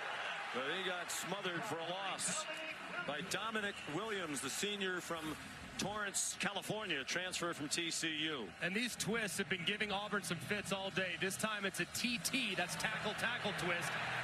And Dom's able to drop him behind the line of scrimmage. And both teams have done a really good job, don't you think, Greg, in putting pressure on the quarterback, particularly Oklahoma's defense, but also maintaining discipline in their rush lanes. They really have, because both quarterbacks are a tremendous threat to take off and run and beat you. Here it's looking like blitz. On 2nd and 14 with Alston, the running back. Throw out wide. Singleton stayed on his feet. Got back to the original line of scrimmage, but they're going to need close to 10 on 3rd down. Kendall Daniels missed the tackle, and then Sammy Omosigo was there. Omosigo's moved from will linebacker to the middle this year. What does Brent Venables do here? 3rd and 10. They go after, they've called pressure multiple times here in this situation. Do they call pressure again, or do they drop out? Because it's looking like max protect. Here's where they show their pressure. Do they bring it or do they drop out? Auburn makes their check, anticipating pressure. Looks like they might stand it this time. Need a snap. Play clock at 1. That's going to be a double pass toward the end zone and incomplete. Man, it looked like for a moment there was going to be a pass interference at the end of this. It looked like, you'll see quickly, he'll drop back, and then there's a deep ball going this direction. It's well executed. The throw hangs too long, but as the receiver is wide open, look at the close. It looked like contact was pretty close right there. There's the contact. That's got to be pass interference, and a big one let off the hook there from Oklahoma. Gentry Williams had the coverage.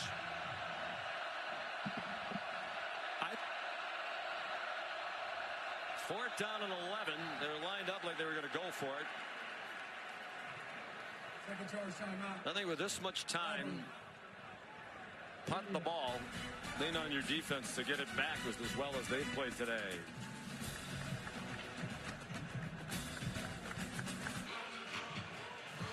Take a look at this last play from the AT&T connected cam. You see the back judge desperately trying to get out of the way of where the ball's about to land, but I think he missed one there. I think the defender is there way too early, collisions the receiver, impacts his ability to make a play, and that should have been called pass interference. Well, he still wasn't looking at the player trying to get out of the way, which obviously if he got in the way, it would have been perhaps even worse than the no call. He has teammates out there supposed to help him and throw a flag in that situation. They're going for it on 4th down and 11. Jackson Arnold takes off running. Jackson Arnold has a first down. On 4th and 11. Father Todd on the left. Mom Sharon on the right in the orange. What a play by their son. A 15-yard gain. Hugh Freeze going for it on 4th and 11. And what a play. I mean, one of the few times today we've seen this Oklahoma defensive line lose contain up the middle. They've been so good, and then on arguably the biggest snap of the game for Auburn's offense, the quarterback scramble makes it right for the conversion. 8:40 to go. Auburn has not led today. Arnold flushed again. Smart to throw it away. Crowd thought there was some holding there. Flags have come far less frequently here in the second half. There were 15 assessed penalties in the first half, only 2 here in the second. Crowd looking at replays on the big screen in the end zones, and they're convinced the holding they saw live, they saw on the screen. It looked like the right side of the offensive line might have held up with the guy holding a little bit off the right side. 2nd and 10, 8.5 to go. They crowd the line again. They put pressure on. It's up in the air for Malcolm Simmons and broken up by Gentry Williams. What we're talking about a moment ago, when you have the double team to Cam Coleman, someone on the other side has to win. This time, Simmons does get behind. The ball slightly underthrown. Might have gotten away with one there, might too. Have been early again on the contact. He never really turns around and tries to make a play on the ball. That could have probably been called pass interference as well. 13th play of the drive. They've had the ball for 6.5 minutes. They've taken it 52 yards. Seen all their pressure adjustments the last couple series. What did they do this time? Looking like pressure, all-out blitz. Where are you going to throw it? Find your one-on-one. Arnold, plenty of time. Caught, taken down just short of the first down is Horatio Fields. So here comes another 4th down. They went for it on 4th and 11 and converted. And I think, given the way this game's gone, Greg, don't you just have to go for this? I think you do. You did on 4th and 11 a moment ago. I would anticipate you doing it again here. And they said earlier, 5 for 5 on 4th downs this year, 4 for 4 on 4th and 1s. All 4 of those conversions with Jackson Arnold's legs. Anticipate quarterback run here on 4th and short. 1 for 2 on 4th down today. Alston, the running back. He got tangled up, but the play won't count. They've stopped it. Flags and whistles.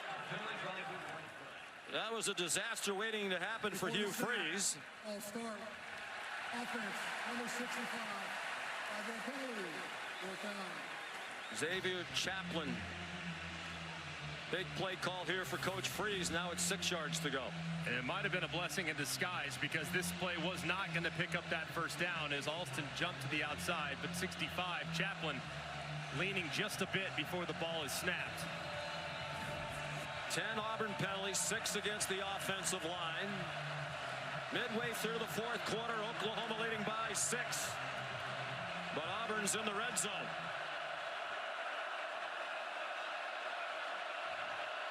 Interesting defensive front there.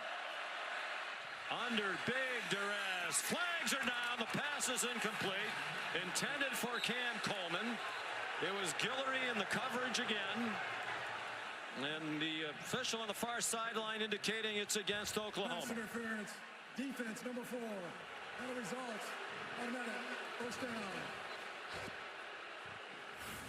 This has been a very favorable matchup all game long for Auburn. It's Guillory working against Cam Coleman. Left arm grabbing the shoulder most of the way. Right there, left hand. No question. Call. Big question is, was the throw catchable? But I think still, either way, it's pretty obvious defensive holding or defensive pass interference.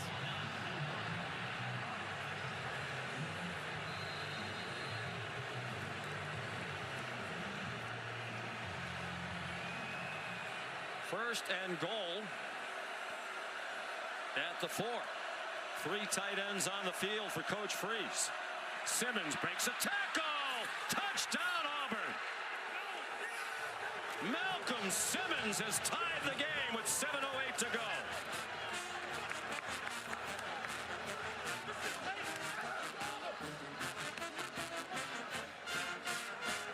And what a drive.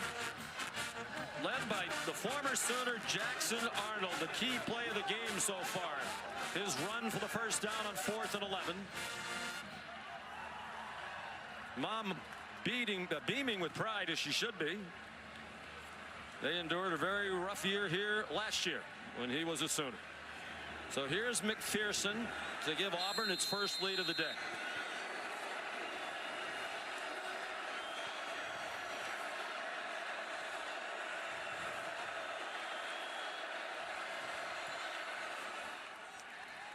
(17-16) Tigers. And a massive penalty on 4th down. Pass interference on Guillory gives Auburn new life. They go with a little jet sweep handoff to Simmons, who ties it. The extra point pending gives Auburn a big lead.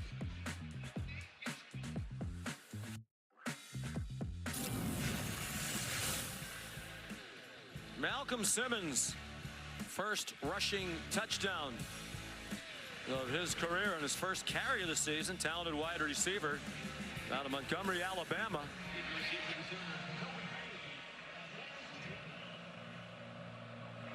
Oklahoma trails for the first time this season in the fourth quarter of its fourth game of the year. Connor Gibbs the kickoff.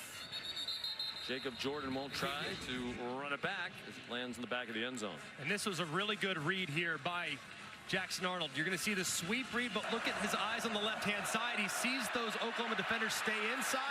A great block by Frazier, 87 to the outside, as the progressive pylon cam gives you a look at that block, and Simmons hugs it for a nice touchdown run.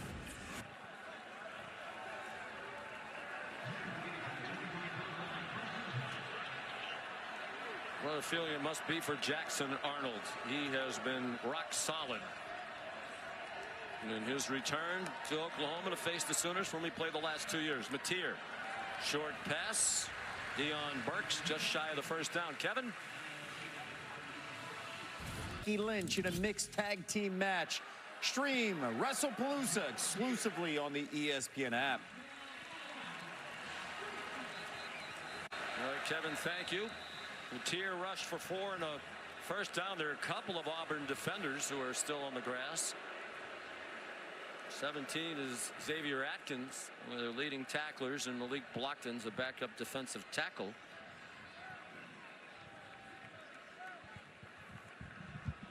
Timeout, 6:40 to go. Auburn by 1. He is for the undefeated Canes in the in-state battle against Florida. A great day of college football. Still a lot of action to come here. The Prairie on the Plains in front of 83,639. Auburn, a memorable drive to take its first lead. Almost as many points allowed by Oklahoma today as it gave up in their first 3 games. And now Mateer, who's 8 for his last 8 and 13 out of his last 14. Satania, his career high 8 catch, surpassing the 7 he had last week at Temple. This one's good for a 7-yard gain. And so far here in the second half especially, it's been the slot receivers for Oklahoma that have created a lot of problems for this Auburn defense. Just short little underneath throws to those slot receivers, Satania and Burks.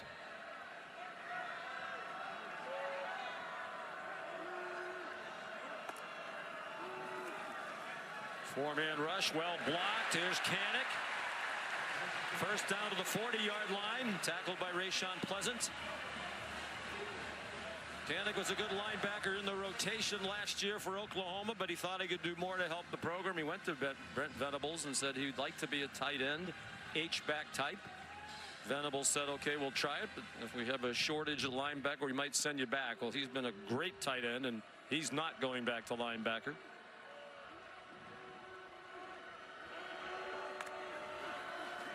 Here comes a blitz. Mateer got it off. A deep throw.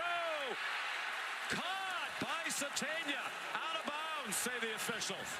That he was juggling the ball. Sylvester Smith had the coverage. Looked like initially he was going to reel it in, and Smith gets that left hand in, just never could secure it as it bounces all the way almost into the stands.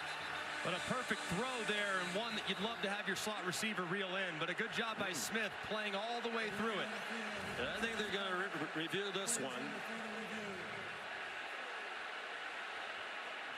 And I would like to bring in Matt Austin. Matt, my question would be, we hear so much about you have to finish the catch.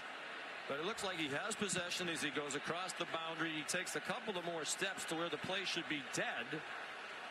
So, I mean, how long does he have to have the ball in his possession? Well, what the replay official has to decide, is he an upright receiver or is he going to ground to make the catch? I say he's an upright receiver, so he does not have to survive the ground. He's only going to the ground because the defender's tackling him going out of bounds. When we talk about catches, we talk about a second act. If we're making a football move, that doesn't necessarily be limited to the offense. Not to interrupt, Matt, I think the question now is, did he have possession of the ball, or was it sliding around that whole time, never really fully in his grasp? It looked to me like he had complete control of it until they got out of bounds and it was swatted away by the defense. And this is a good look at it right here. Watch the right hand. It feels secure. It's secured right there. It's secured right there. Right hand still secure all the way through, still secure at this point. And now that's when it gets dislodged. So I'm with you guys. I think this one could be overturned after looking at it again. I mean, there have been a lot of big and bizarre plays in this game, and it feels like Satania's been involved in every one of them. After further review, the receiver did complete the catch, but his contact afterwards. First down.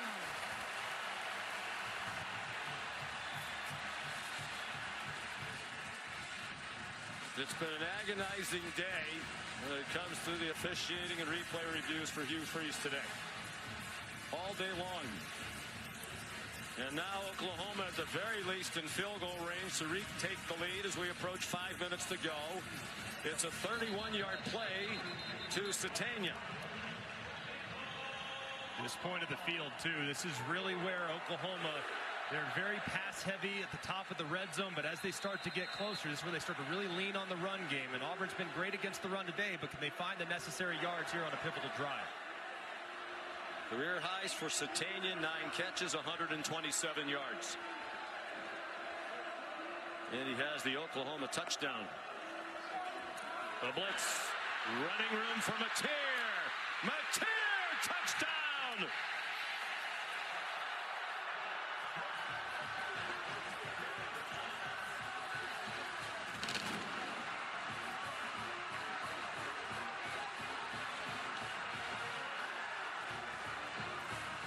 His 10th straight game with both a rushing touchdown and a passing touchdown. And they will go for 2 to try to make it a 7-point lead with 4:54 to go. Mateer's 5th rushing touchdown of the season.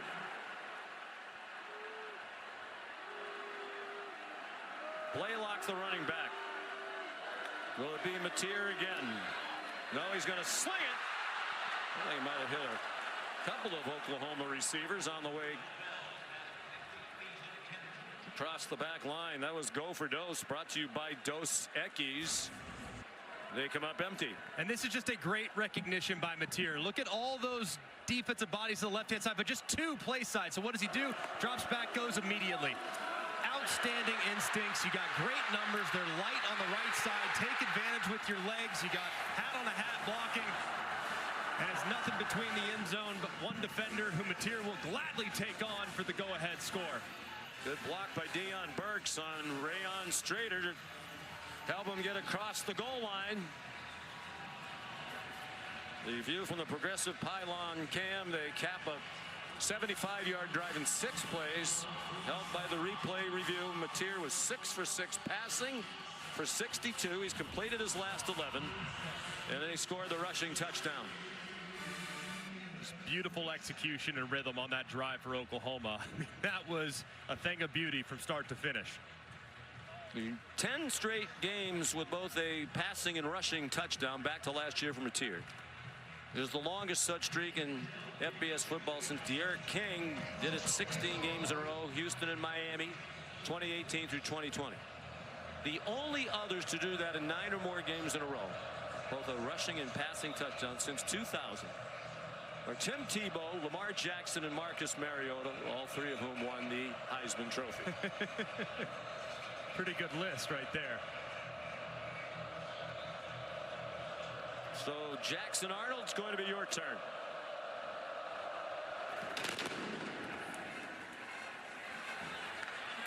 Pleasant might as well try it. He's dangerous. Started 1-yard gain. There's a flag down. He made the 25, but they're likely going to bring this back. Samuel Masigo made the tackle. During the return, illegal block in the back. Receiving team, number 21.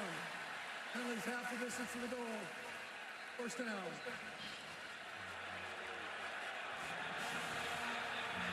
So here's Jackson Arnold. 20 for 31 for 211, a touchdown, still not an interception.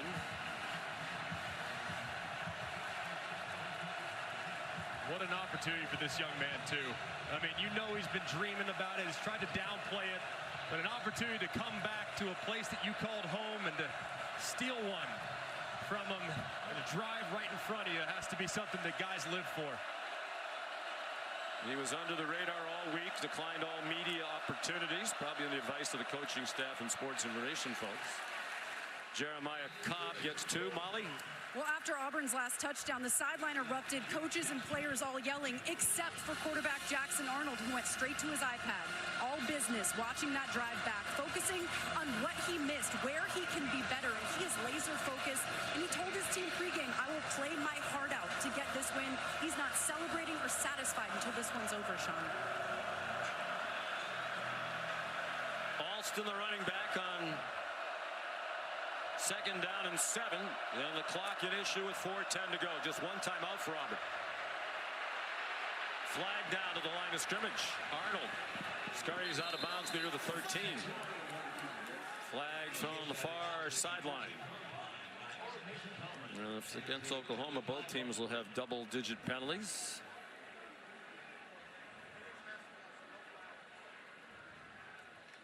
There is no foul for an illegal formation. The results of the play stands. 3rd down.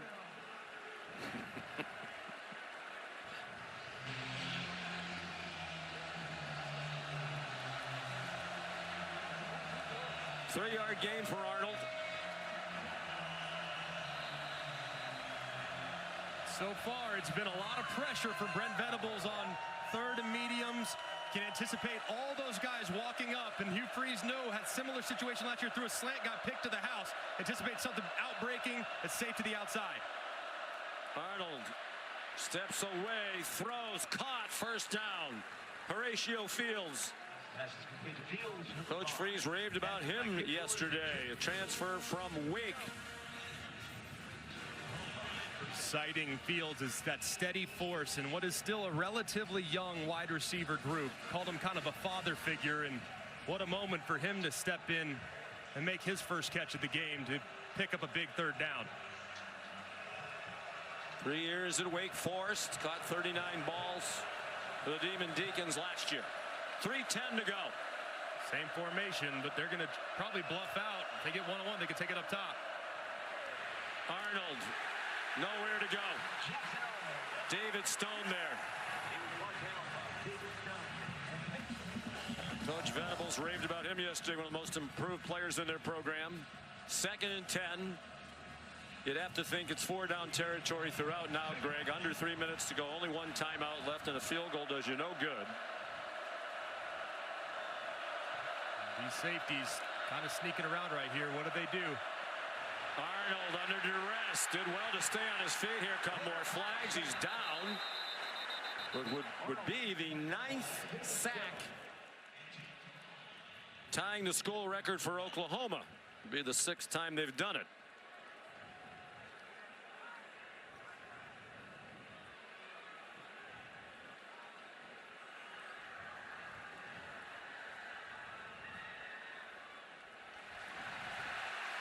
Holding.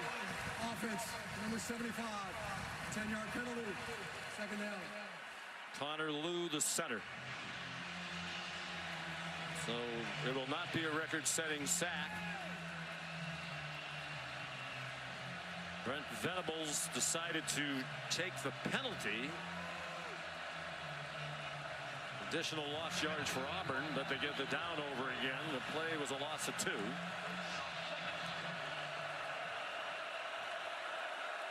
Seventh penalty on the Tigers' offensive line.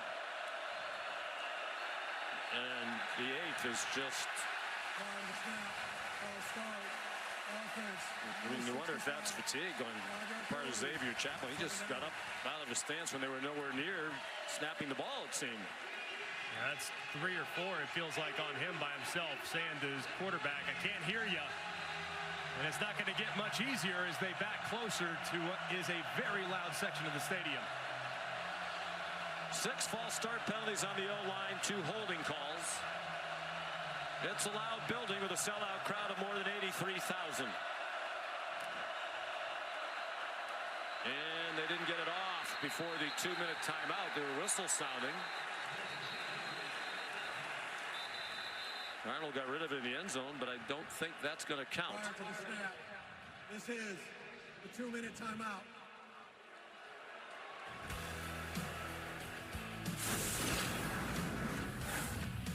2 minutes to go. Mateer and Arnold both making plays for their teams when it mattered most this afternoon. Against the undefeated Hurricanes. 2nd and 25. Goal here for Jackson Arnold. You still got 3 downs to get it, so try to get half of it back right now to set up 3rd and 12 or better. They need 92 yards in 2 minutes with 1 timeout. He did well to get out of the end zone. He got barely across the line of scrimmage. Run down again by David Stone.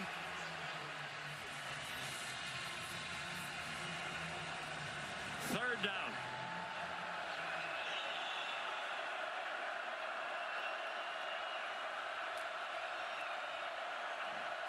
Arnold. Look out, he gets buried. Back at the 3-yard line by Grayson Halton. The school record tying 9th sack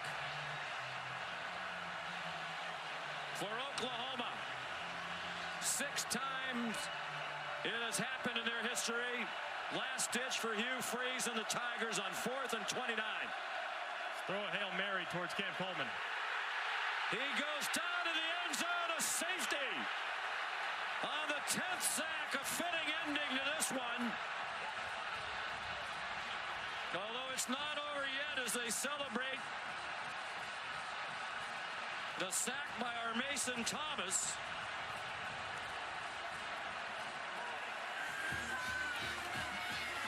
I don't think that's the worst thing really that could have happened to Auburn, because if they stop the 4th down, Oklahoma without the score, they just take a knee and the game's over. Now there's at least a possibility, albeit very slim, for Arnold and the Tigers. Correct. I mean, it's not the worst thing ever, but still the right side of the offensive line, and R. Mason Thomas just missing the first half, certainly making his presence felt. For all intents and purposes, putting it on ice for Brent Venables. Back doing what he does so well, calling the defenses. Brent Venables, that's where he made his name. Here under Bob Stoops, Clemson under Dabo Sweeney. 10 sacks, the single game record all by themselves. And barring something really unusual, Greg, they're going to go to 4-0 Oklahoma without a takeaway on defense. They have not taken the ball away yet. And Coach Venables was bemoaning that after the big win against Temple, but that doesn't matter when you keep winning and keep the other team out of the end zone. So it's a free kick from the 20. They're lining up like it's going to be some attempt to pooch it perhaps and then recover it. That'll be Hudson Cox, the punter.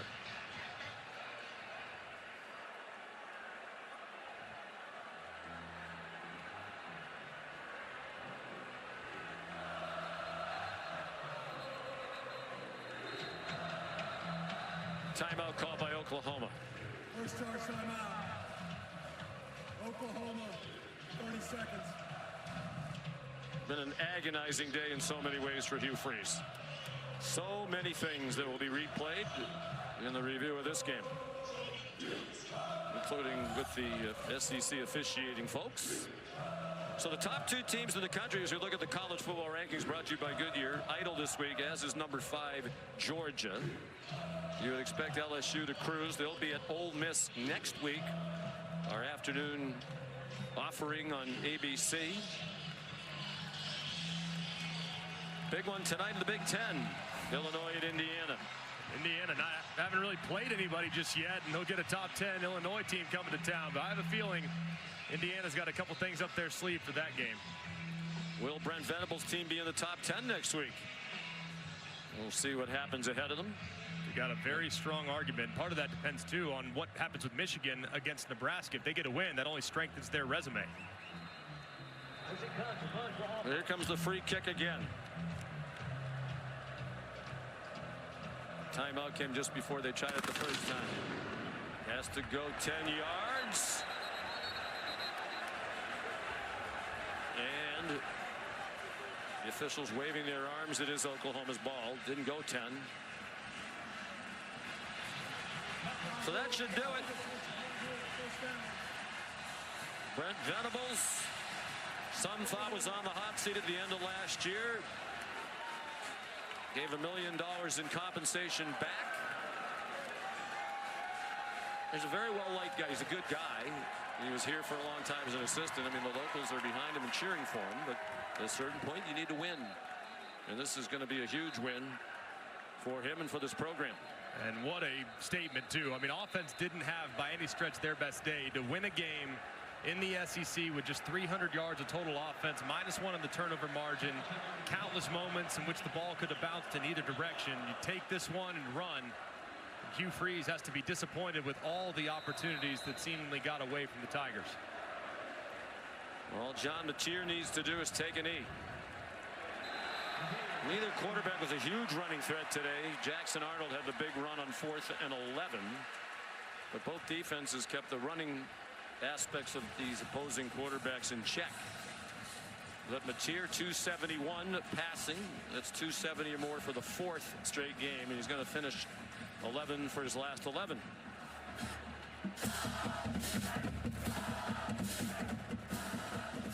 And perhaps we should note that safety was important to some. Significant for many. And as the game went off with Oklahoma as a 6.5-point favorite. And they win by 7 with those late 2 points. Jackson Arnold, in my opinion, great valiant in defeat. Under tough circumstances, coming back to a place where it didn't go well for him and where he was booed when he took the field today. I think he played really hard, and there were some mistakes made for sure. Love to see him take a few less sacks, get the ball out a little quicker, man. But, man, he answered a lot of questions today about his toughness and should feel good about the effort. Here's Molly with John Mateer. John, your 5th rushing touchdown of the season puts you guys ahead. What was your mentality in the moments that mattered most tonight? Yeah, we didn't have a choice there. We didn't put ourselves in the best position, but we got it done, and that's what it's all about, coming together in the 4th quarter. That's what we train for. So.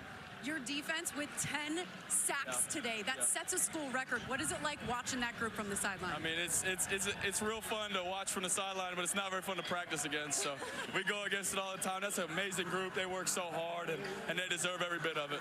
You told us that you embraced the pressure and the expectations. Yeah. How has this group elevated you to be able to rise to those expectations? I mean, they all hold me accountable, and we all hold each other accountable, and we know what's going to happen in the end because we believe in each other. So that's the most fun part. Congrats on the win. Thank you. Thank you. Sean.